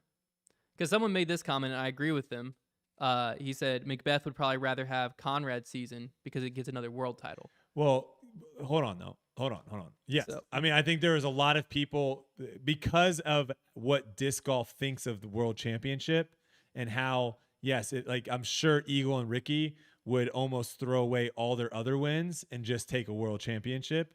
They probably would do that. Yeah, because that's a legacy thing. And that also changes a lot of stuff. But if you just look at Worlds and USDGC and look at the difficulty of winning one versus the other, like USDGC, everyone that's in that field qualified to be there, where Worlds, you have a lot of people that are showing up and have no chance of winning. Yeah. So as far as like, if you're just looking at it what major, what's tough is if I zoom out and we go like a 10-year span, we will probably remember this year for Paul and Conrad more than we will for Ricky and Eagle because they're the major winners. Yep. But we're talking player of the year, so we have to look at it in a year's perspective. For sure. Which then it minimizes the importance of majors in my eyes for the year because we're just looking at the year. So to me, that's why Paul is in the conversation a heck of a lot more than he was a month ago. But I still think the conversation is between Ricky and Eagle because if you look at their year's resume, there are many tournaments where we walked in and it was like Eagle's untouchable right now, and then flip the script a month later, Ricky's untouchable right now. And that's just what was going on. Let me quickly say this: Simon's in the chat right now. He said our majors aren't really majors though. That's why Eagle and Ricky had a better year. That kind of goes to my point of why I think USDGC is actually, if you look at it, is a more meaningful win in the sense of who you're beating. Yeah. Because everyone had to qualify. There's some sort of way of why it's more special than Worlds, where Worlds is literally just anyone else. Like could you have signed up? Barely, but yes. You could have signed up. So like literally anyone, as long as there's a wait list, there's all sorts of things that just doesn't make Worlds really this. It's all this other fabricated stuff around that makes Worlds what it is. The title is what makes Worlds what it is. There is no, we bring in players from Japan, Australia, Europe, and this is a huge international tournament. It's every other, all this stuff. It's the best 150 players in the world. Yeah. USDGC, that's what I think. Okay, shout out to Marcos real quick. Dropped a $20 on us. He said, I think that there needs to be tournaments that they have to play in, no question asked to be named players of the year. There is too much of this. Oh, well, he wasn't here, or he won this tournament but wasn't at this one. I don't think you can really force players to do stuff. But I get what he's saying of like, well, that's what I'm saying. It's hurting Eagles. It's hurting. My take wasn't it helps. Yeah, you can't. I'm just saying it's hurting Eagle's resume that he wasn't at national tours because he couldn't have won a tournament he wasn't at. And you can't say, oh, Eagle played 10 tournaments and won 7 of them. And Ricky played 30 of them and won 10. You can't penalize Ricky. You can't penalize Ricky for playing tournaments. Yeah. Mike dropped a $10, said, thanks for taking my call. I may have exaggerated saying it's not close.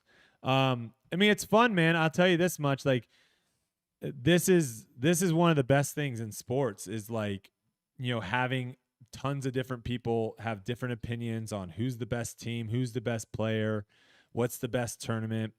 And I think we're just getting started, which is the cool thing. We got another one, Silas, here. Potentially. Hello. Hello. How you doing? Just fine. Big shout out to Ultimate and general frisbee population, man. Hey, Ultimate okay, was how nice. I got introduced to the frisbee flight.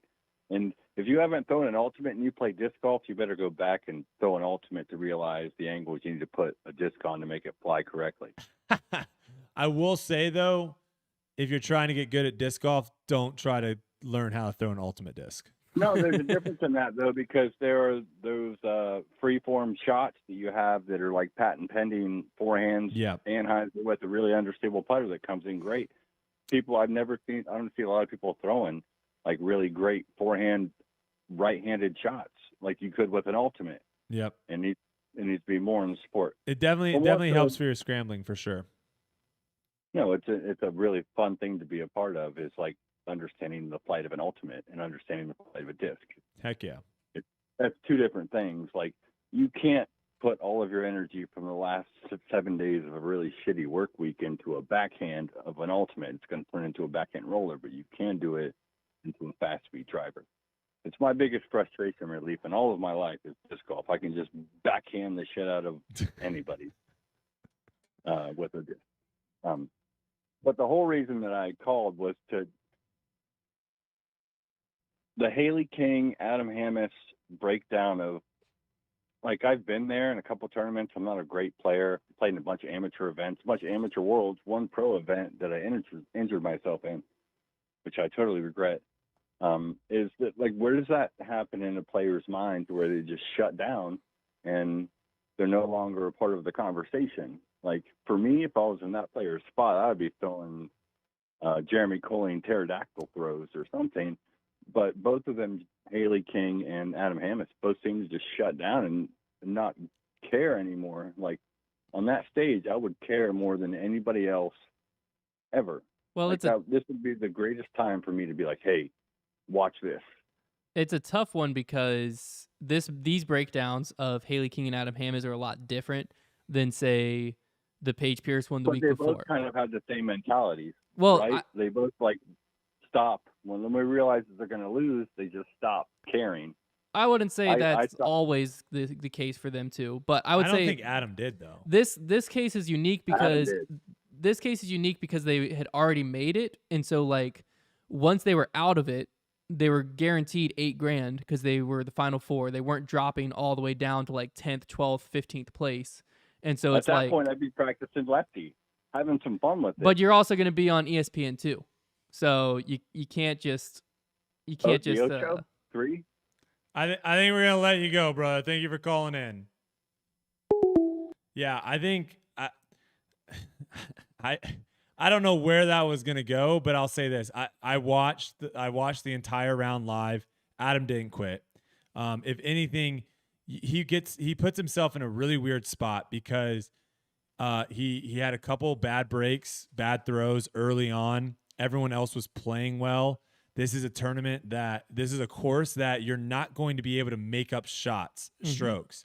So the fact that everyone else was playing well and he wasn't, by hole 7 or 8, he was out of it. He had that's what I'm saying. Is like once you're out of it in this tournament, you're not playing for anything else anymore. Correct. So that's what, like, you just throw your shots. I don't think the notion of like the notion of like I'm gonna try to do something crazy and stuff. Like I think that would have been a really bad look if he had done that. What I'm confused is, wouldn't that be more of a sign of giving up than what either Adam or Haley did, which was I didn't watch Haley, so I didn't really get to see if she really did just shut it down. Adam was still fighting. Like Adam, I think hole 18, he threw a forehand, which is also the same type of throw that I believe he threw either the day before or 2 days before. He probably was trying to ace it. That's all fine, but like, well, I think both of them. You can't be throwing like no look scoobers and like crazy shots like that. Like you need to. They did the right thing. They played quick. That's what I'm saying. They got out of the way. And they went about their Haley, you could say like blew up or shut down, but really it wasn't either of those. It was just that like once she knew she was out of it, she was doing the same thing like Adam did, where you just played because you were there to play, and then just kind of got out of the way. What happens? You just threw your shot. It might have been an awful shot, sure, but it's not you're giving up. It's because like, I guess in a way you're giving up, but it's because you only have one round to catch the leader who's 13 strokes ahead of you right now, and it's like, I'm not gonna like give up, but like, I'm going to throw my shot quickly and not worry too much about the result because I'm just here to go through the routine right now. What was I going to say? What do you think or what do team sports do when this happens, right? When they're in a position, football, basketball, soccer, whatever it may be, when they're in a position where there comes a time where we're not going to win this game. What happens? You they put the take out subs in. they take out the starters and they put the subs in. Unfortunately, we play a sport where it's an individual sport and you have to finish the what Adam could have easily done. Hole 9, act like he got hurt. DNF. Like I'm out. He's going to still get paid.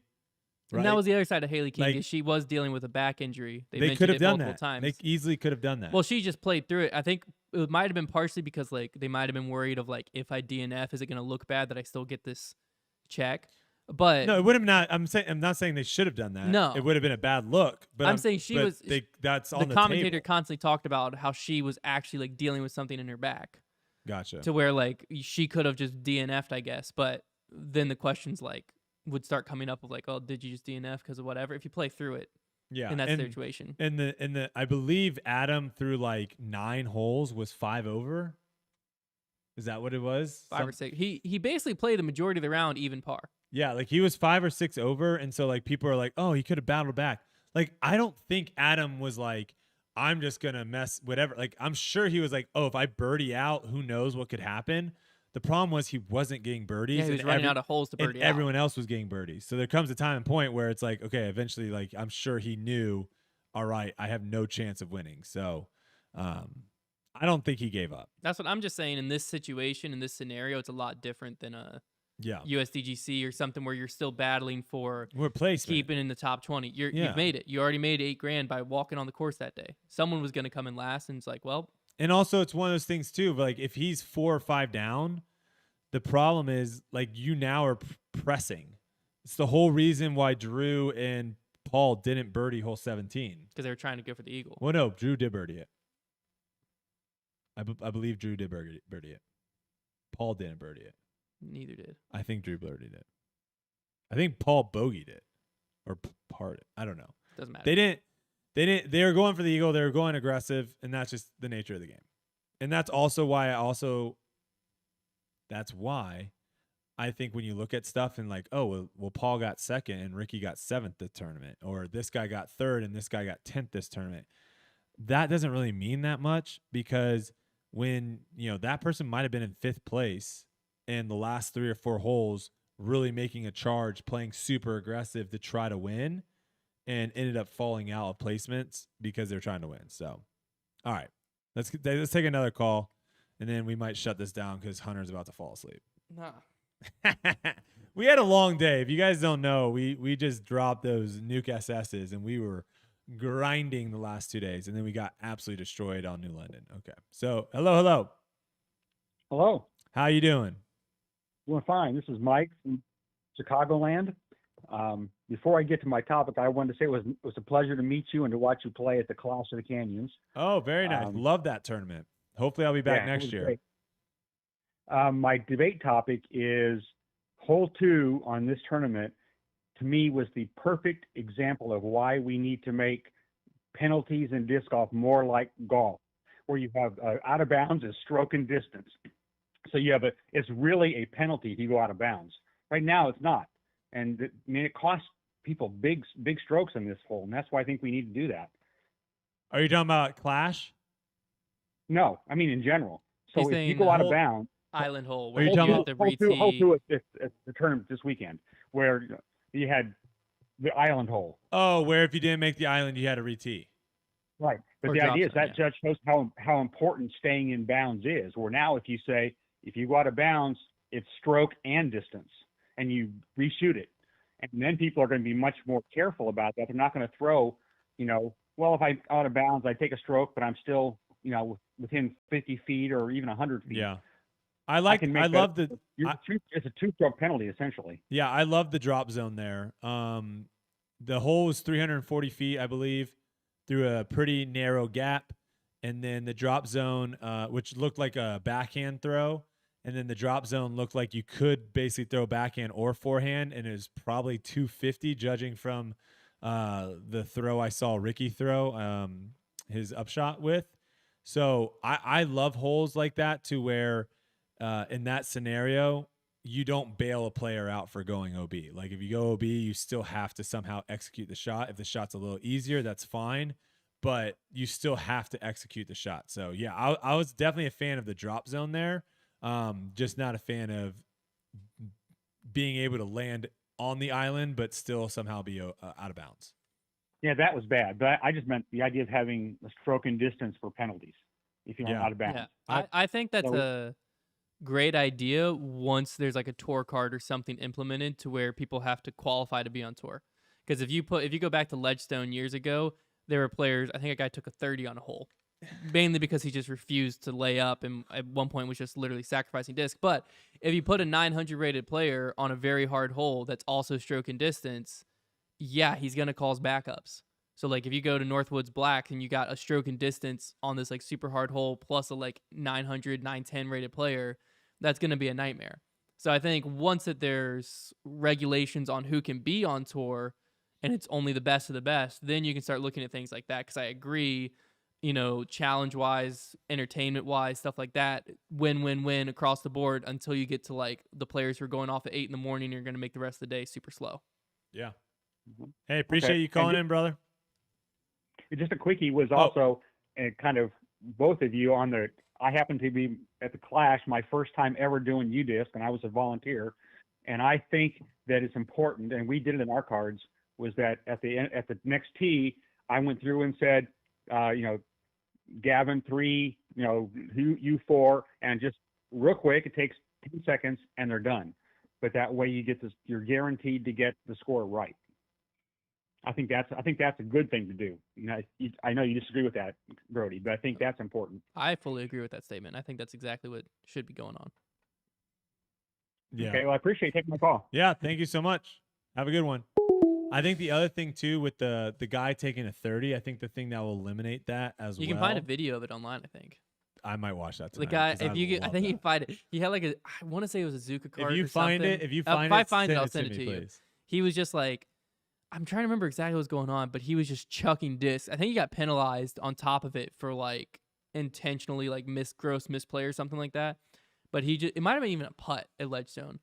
There was something where like he just kept like chucking discs and they just kept going OB. So I think it was pretty awful. I think you would see less of that as well if there was this like tour card of where getting these points at these tournaments actually mattered. Because right now, if you become dead last in a tournament versus one out of cash, nothing changes. You can still sign up for the next tournament, right? Yeah. But if you're fighting for like tour points to potentially get your card for the next season, you're not going to sit there and say, I'm going to make a point that I think this OB on this hole is stupid and throw your whole bag out of bounds. Because you're like, I need to try to get these points. Yeah. All right, we'll do one more call. One more call, Size. Give it to us. Hello. Hey, how's it going? We're doing good. How are you? I'm good. This is Cameron from Texas. How you doing, man? I'm all right. How are you guys doing? Oh, we're chilling tonight. All right. So my debate topic, and I just wanted to preface this. Y'all are a debate podcast, not a strictly disc golf podcast, correct? Yeah. Can I elaborate on that real quick? Yes. This was not a setup call by any means. We have never met this man. No. But I will say thank you for reminding me.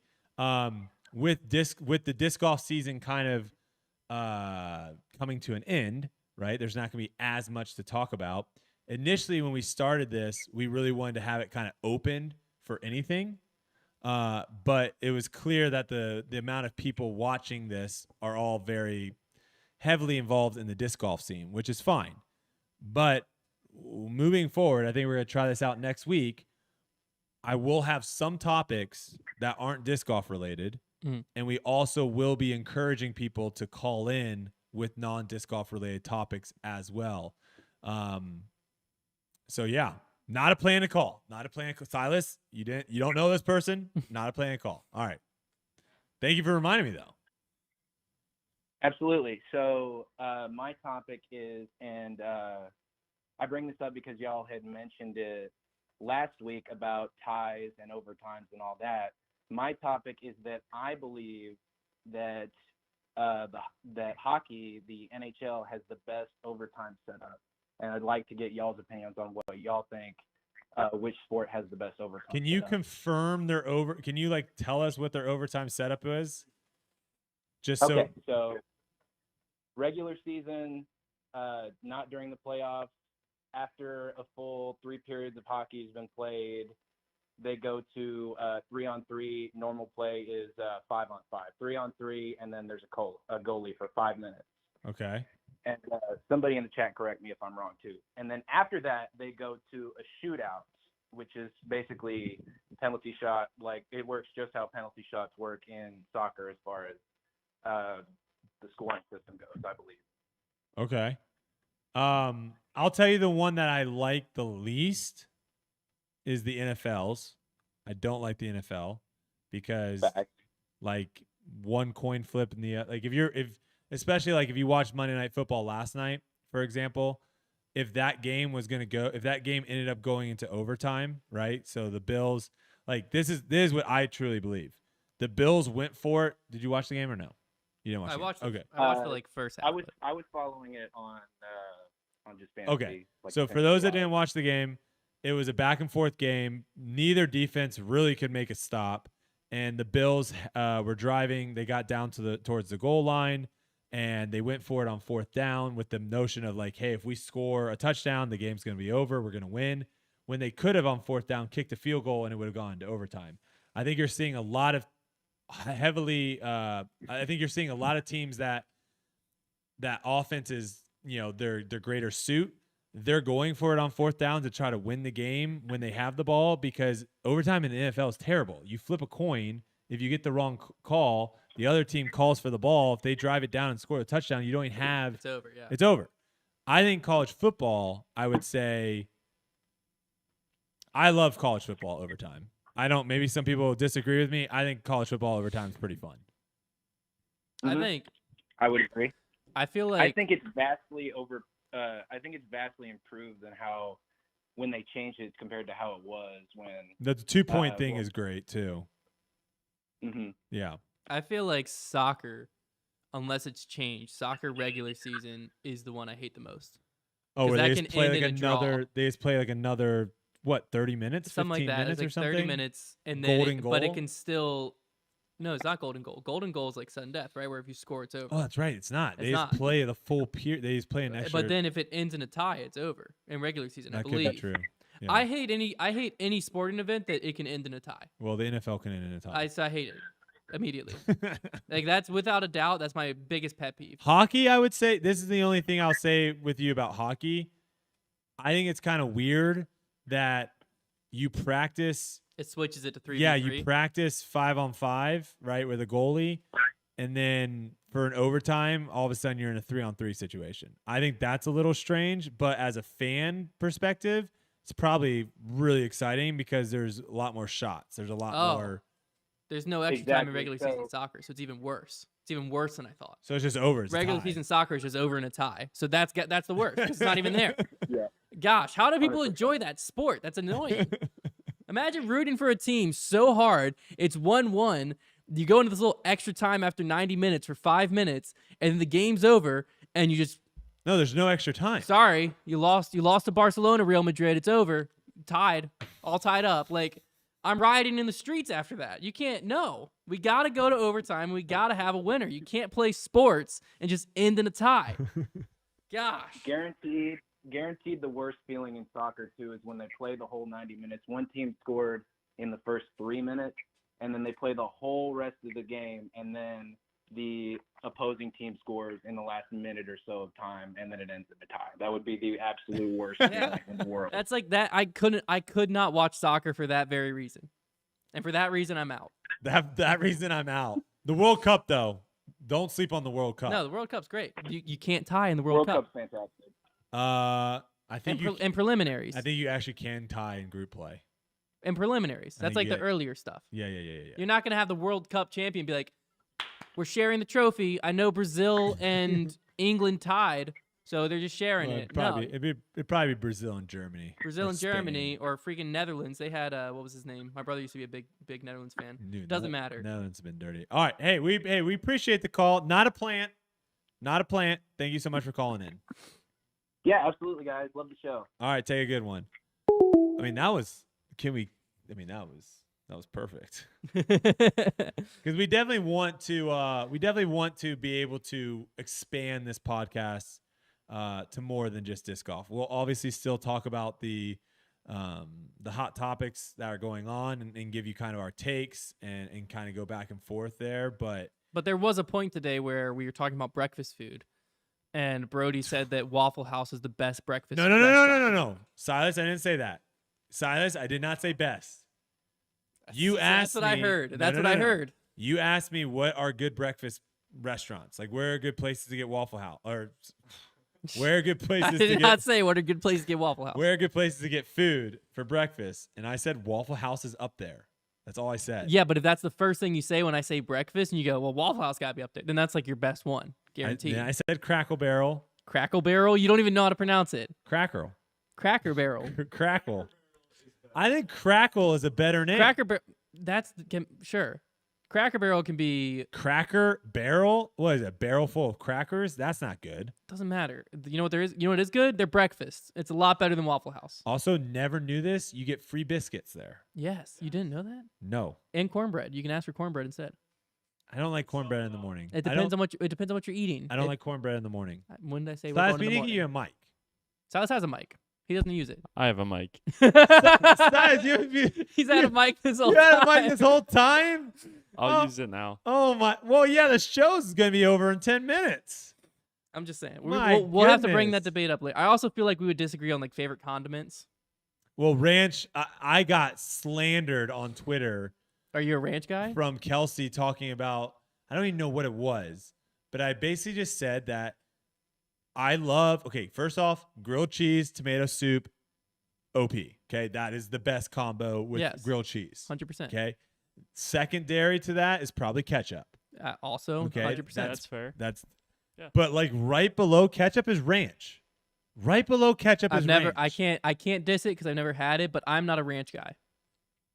The only thing I dip in ranch is if there's no other sauce available, I'll use ranch or pizza. I will dip my pizza in ranch. I'm not a ranch I thought you were guy. about to say you would dip your grilled cheese in pizza. No. What is but if I could do that, I would. What is ranch made of? Because I don't think I like it. Buttermilk and No. Well, I mean, it's called buttermilk ranch. So Well, yeah, it's gotta but be in there. that's not the ingredient I'm talking about. The ingredient that makes Mayonnaise. Is it just mayonnaise? I love mayonnaise. It starts with mayonnaise, and you add like It's a lot of mayonnaise. Is it just okay? So maybe that's why I like it so much. I thought I liked ranch, but I didn't like what made ranch. I don't maybe like I could be wrong. I don't like the people mayonnaise, who... sour cream, buttermilk. I love all those That things. sounds gross. I love all put them those together. things. Put them all together. Yeah, and it's ranch, and it's absolutely Blech. delicious. I don't mind ranch, but reading that makes me want to throw Should up. we try to see who can make the best homemade ranch? No. Because I don't want to taste the bad ones. Do we want to? I mean, because we got a few more minutes here. Foundation cooking show. That is coming. That is It's coming gotta at some come. point. Do we want to talk a little bit about the race? Do we want? Because I know We've talked about the race enough. People know what's on the line. Yeah, but I don't think people realize how confident you are in certain things. And I think nope. Because I think I'm out of this question because I don't think Let's either one of you guys think you can beat me, so I'm out. Let's start here. But you two, I think I will put don't a verbal. agree. I'll put a verbal confident front that I'll win. By the way, But we're I'll talking back it with my heart, saying 100-meter race, guys. 100 First meters. place? 100-meter I'll race. put it in. Please tell me why you think you can beat Silas. By the way. Okay, Yeah, so here's why I will beat Silas. Not think I can. Here's why I will beat Silas. First off, acceleration off the line, I'm beating him. So we're going to start off with a little bit of a head start, advantage me. Silas's top speed will be faster than mine. He has longer legs. Okay, that's the reason. That's the reason. Longer stride. Some of the fastest people are very short. But they have long legs. Top speed will be Long legs faster. help. Long legs, okay, yeah. I'm not saying they don't, but I'm not saying you can't. I'm be not fast built if for you don't have speed. long- Top speed will be faster than me. Put that on But the around wall. that 70-yard mark, Silas is going to get fatigued. He can't keep his top speed that long. I can. So my top speed, even though slower than Silas's, will overtake him in the last 20 yards. You can't. I just don't think you can get gassed. You're in crazy. 100 meters. You're insane. I will probably get gassed in the 100 meter. Hey, so will you. So will if Trevor. Yuli's still watching, Yuli, call me on my cell phone if you had something to bring to the table, and we'll bring you on the show if you're still watching. You know, Hunter, we're just gonna have to. We're gonna settle. I just don't think you We're get gonna gassed in settle 100 meters. The fact All that you I'm think saying- the fact that you think you're gonna win is because someone's People not who gonna are be saying no one gets conditioned. tired in a 100 meter dash have never ran 100 meters. You're not gonna get like gas as in like, but you're not gonna be able to keep your top speed for all 100 You're not meters. gonna feel like you just ran a mile. No, you're not gonna be like. Thank you. You're gonna be, did I ever say that? I said he's not able to keep his top speed for as long as I'll be able to keep my top speed, and therefore I'll We'll win. see. We'll see. We will win. I will win. We will Whoa. see. Well, That's what? I'm Okay, saying. what Hey, place Blizzard? what place do you legitimately think you're gonna come in? Third. So who's beating you? Me and Trevor. You and Trevor. I think I'm behind you and Trevor. I think me and Silas will be close. Do you have a blizzard on that? No, I am owed too many blizzards to put blizzards on anything right now. What did we bet Blizzard on? That Like I you can't throw a zone 400 feet. Okay, I have one. mark that down. 400 Okay. feet zone. 400 feet zone. Yeah, because I think I've done that before. Like my flippy jawbreaker zone, I think that I can get that 400 feet. Maybe we'll see. I can definitely throw a zone like 350, like just normal. So I'm just saying, 100 meters. you can't top get, speed. You can't get gassed. Y'all are crazy. You can get gassed. You can't 100 get meters. gassed. All right, we got Yuli calling in here. Just put it up to the mic. Yeah. Hello. What up, brother? What's up, man? Hopefully everyone can. I think everyone can hear you. Yeah, I can hear him. Here's the thing, Brodie's so much faster than you guys. Brodie's not in this question. Wait, did you No. want to call Wait. in just to say that I'm faster I need. than I need. everyone? A few things. First of all, ending in a tie is the most ridiculous thing that's ever been in the history of sports. It shouldn't be a thing. Agreed. Thank you. Second thing is, ranch is the greatest condiment of all time. Thank you. Meh. Except you can't. Raspberry sauce. Am I? Oh, sorry. You just like yelled in our ears. Oh, because he juiced it up for his own I have thing. to turn it up for you, Lee. Maybe so. maybe put it on Put your it on mic my because you mic, talk that's slow. Raspberry sauce might be above ranch. The thing is you can't eat ranch for breakfast, but you can eat ketchup for all meals. Oh, Hold that's on. a great. That Hold- is a hold on great. one point. second. That's a great point. Hold on one second. Let me. You're think, let me putting think. you can put ketchup on eggs. You're not putting ranch on your eggs. That's What gross. am I putting Totally ranch on in the never. morning?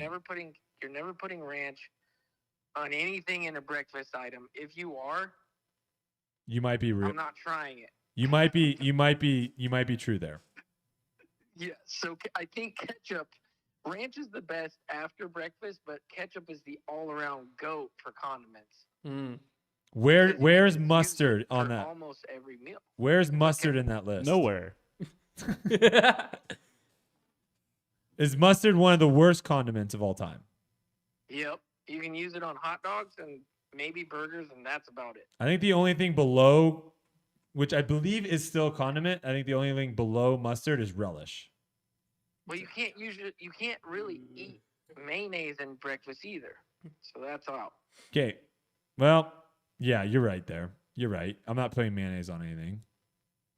Well, you said you love mayonnaise. Oh, but Not it's for breakfast. Not for Not for breakfast. That's fair. Yeah. That's fair. I don't really use, to be honest, I don't really use that much condiments for my breakfast. It's mostly just cheese. I just go straight dairy. Like I pretty, you can If put you cheese on go every. if you go ranch or mayonnaise with breakfast, you're not going to be able to run very fast. I know that. So maybe you Yeah. should try ranch and mayonnaise the day we run our. I mean, they're gonna need all the help they can get because. Yuli, do you at least agree with me that you can't you can get gassed with you can't hold your top speed without training for 100 meters? Ooh, I don't. It depends on the person. Like Silas, how much athletic stuff do you do in a Like week? Silas is not a debilitated person. Like he. But he's not. Do you work out, Silas? Not on the regular. Yeah, like Silas isn't working out. He's not running. Well, he might now. But that's why we gotta do this race soon so that my pack stands. If he trains, sure. But if we do this race tomorrow, I'm smoking him. That's all I'm saying. No. It doesn't matter top speed if you can't hold it. That's all I'm saying. We'll see what the especially time in a says. 100-meter dash. Let's just say I hope no one pulls a hamstring. If That's no probably one- gonna happen. If no one pulls a hamstring, then it's a win. The last person I raced, and this is true story, we bet $100. I'm the slowest person on the planet. He pulled a hamstring. I won. Boom. That's how someone's race is ending. Hunter, you better stretch, man. Or a hamstring, and he literally pulled it. That's the only reason I won. Yeah, there's lots of stretching, foam that's rolling. A great point.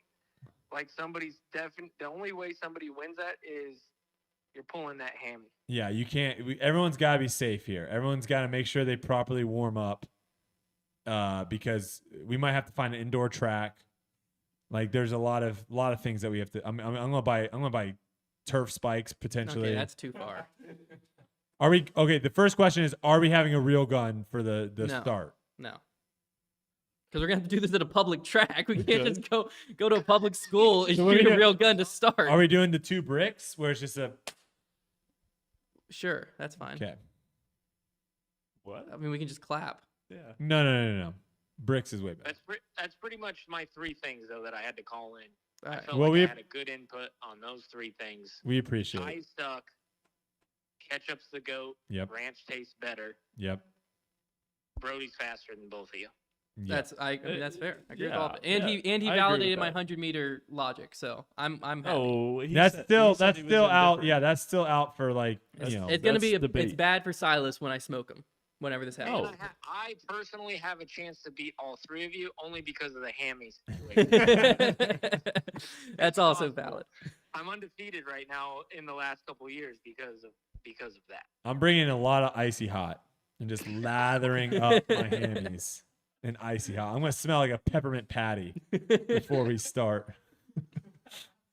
All right, appreciate you calling in, Yuli. Come up here at some point so we can do some videos. Can't wait, guys. I love the show and keep doing good work. I'll talk to you guys soon. All right, take it easy, brother. All right, there you have it. I mean, I guess the debate's still out. Wait, how did the hang-up noise be the same as what it's always been? What does that mean?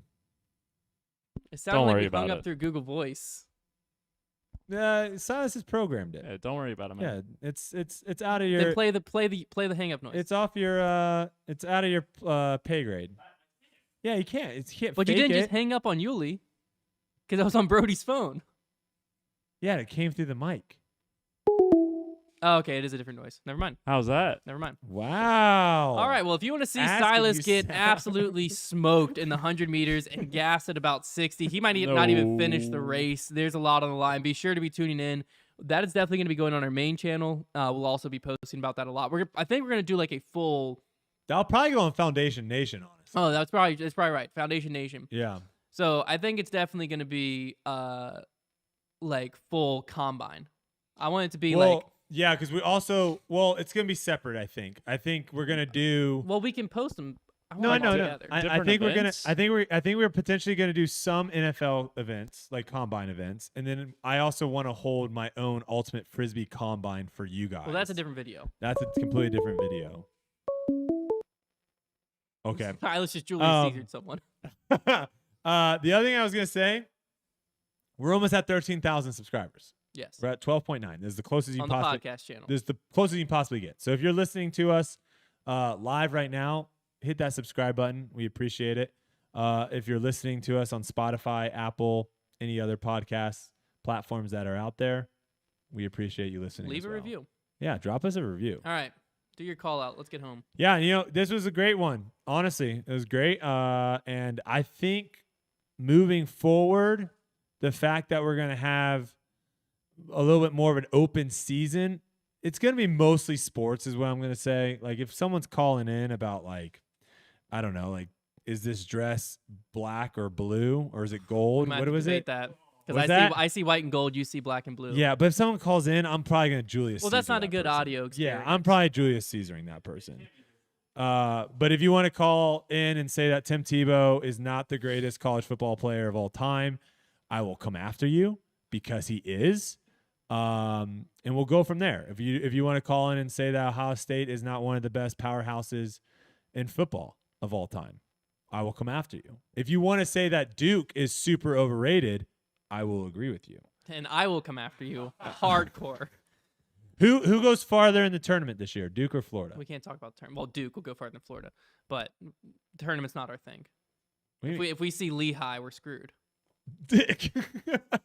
That is true. You guys are terrified of the 15, 16 seeds. Not 16. We've never lost to a 16 seed. Yet. We're not UVA. Yet.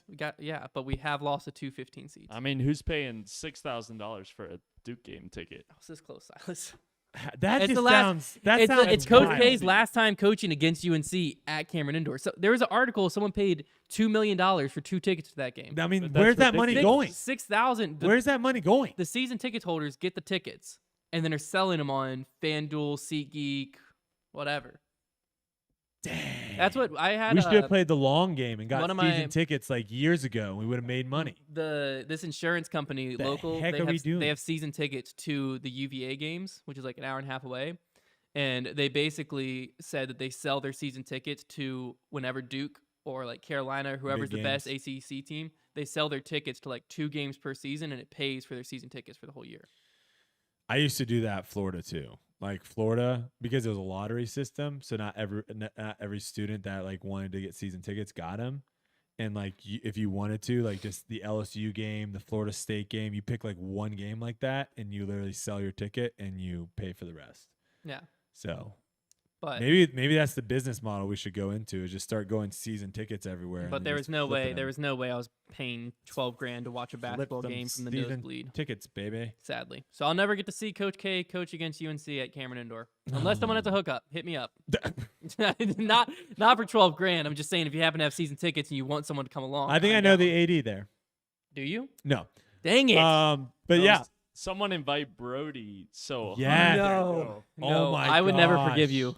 I wouldn't. Oh I wouldn't my talk gosh. to you. What if I got like a brand deal that I like wouldn't. brought me there? I'm not kidding. What if they're like, oh I yeah, wouldn't- we can hook you up with like 2 or 3 people too. Like you can come up, and I'm like, oh, Silas, you want to go? I'm not Trevor, kidding. you I wouldn't wanna talk go? to any of you ever again in the rest of my life. I'm dead serious on that. If y'all went to the Duke versus UNC game and didn't take me, I'm never talking to y'all again. 100%. I'm sticking to that. Gosh, I got to try to work my magic now. That would be phenomenal. No, if you get me to the game, I'll wash your car for life. I'll do anything. We for already that. talked about that. That's like that's not something that I'm interested in. That's bring you, no value. I'll bring you unlimited ranch packets for the rest of your life if you get me into this game. I like cold ranch. I like homemade cold ranch. I'll home make it All right, well, every day there if you go. get me into this game. All right, well, that's all we got. My gosh. We're out. I think we've lost our minds a little bit. I lost it hours ago. Like we did. God, we might have to do like have you ever done like a drop vlog situation? Yeah. To kind of show what We used goes to. down. We used to do office vlogs. But like an actual like this is like the chaos that happens. Mhm. Oh, you've done that. Mhm. Oh, so people can watch that. Well, it wasn't the full chaos because it gets so chaotic I forgot to film. But they can see me. They can But we see my could- mental state decreasing as the day goes on. If Maybe you we wanna get watch that. Connor to film that at some point because it was a bit wild. It was. We had the wives in there helping out and everything like that. We so. squatted up. It was a I great think- time. I think in the future too, no headphones. We have to listen to callers. Yeah, but what if we're like a no headphones podcast at the beginning and then we're a headphones podcast at the end? For like the a little, callers? yeah, like a That's little fine. rope-a-dope. Like my ears right now, I feel like I can. You had the worst. You had the worst ones. These Do we will need to cover. upgrade These our will, no, headphones? these will cover your ears. These don't. Doesn't matter. Thank you guys so much for tuning in. We will talk to you all same time, same place next week. And if you want to hear more breakdowns on what's been going on in the world of disc golf, be sure to tune in to Grip Locked on Thursday, where we're going into more details and fill you in. Let's hit that 13K, baby. Subscribe. Woo!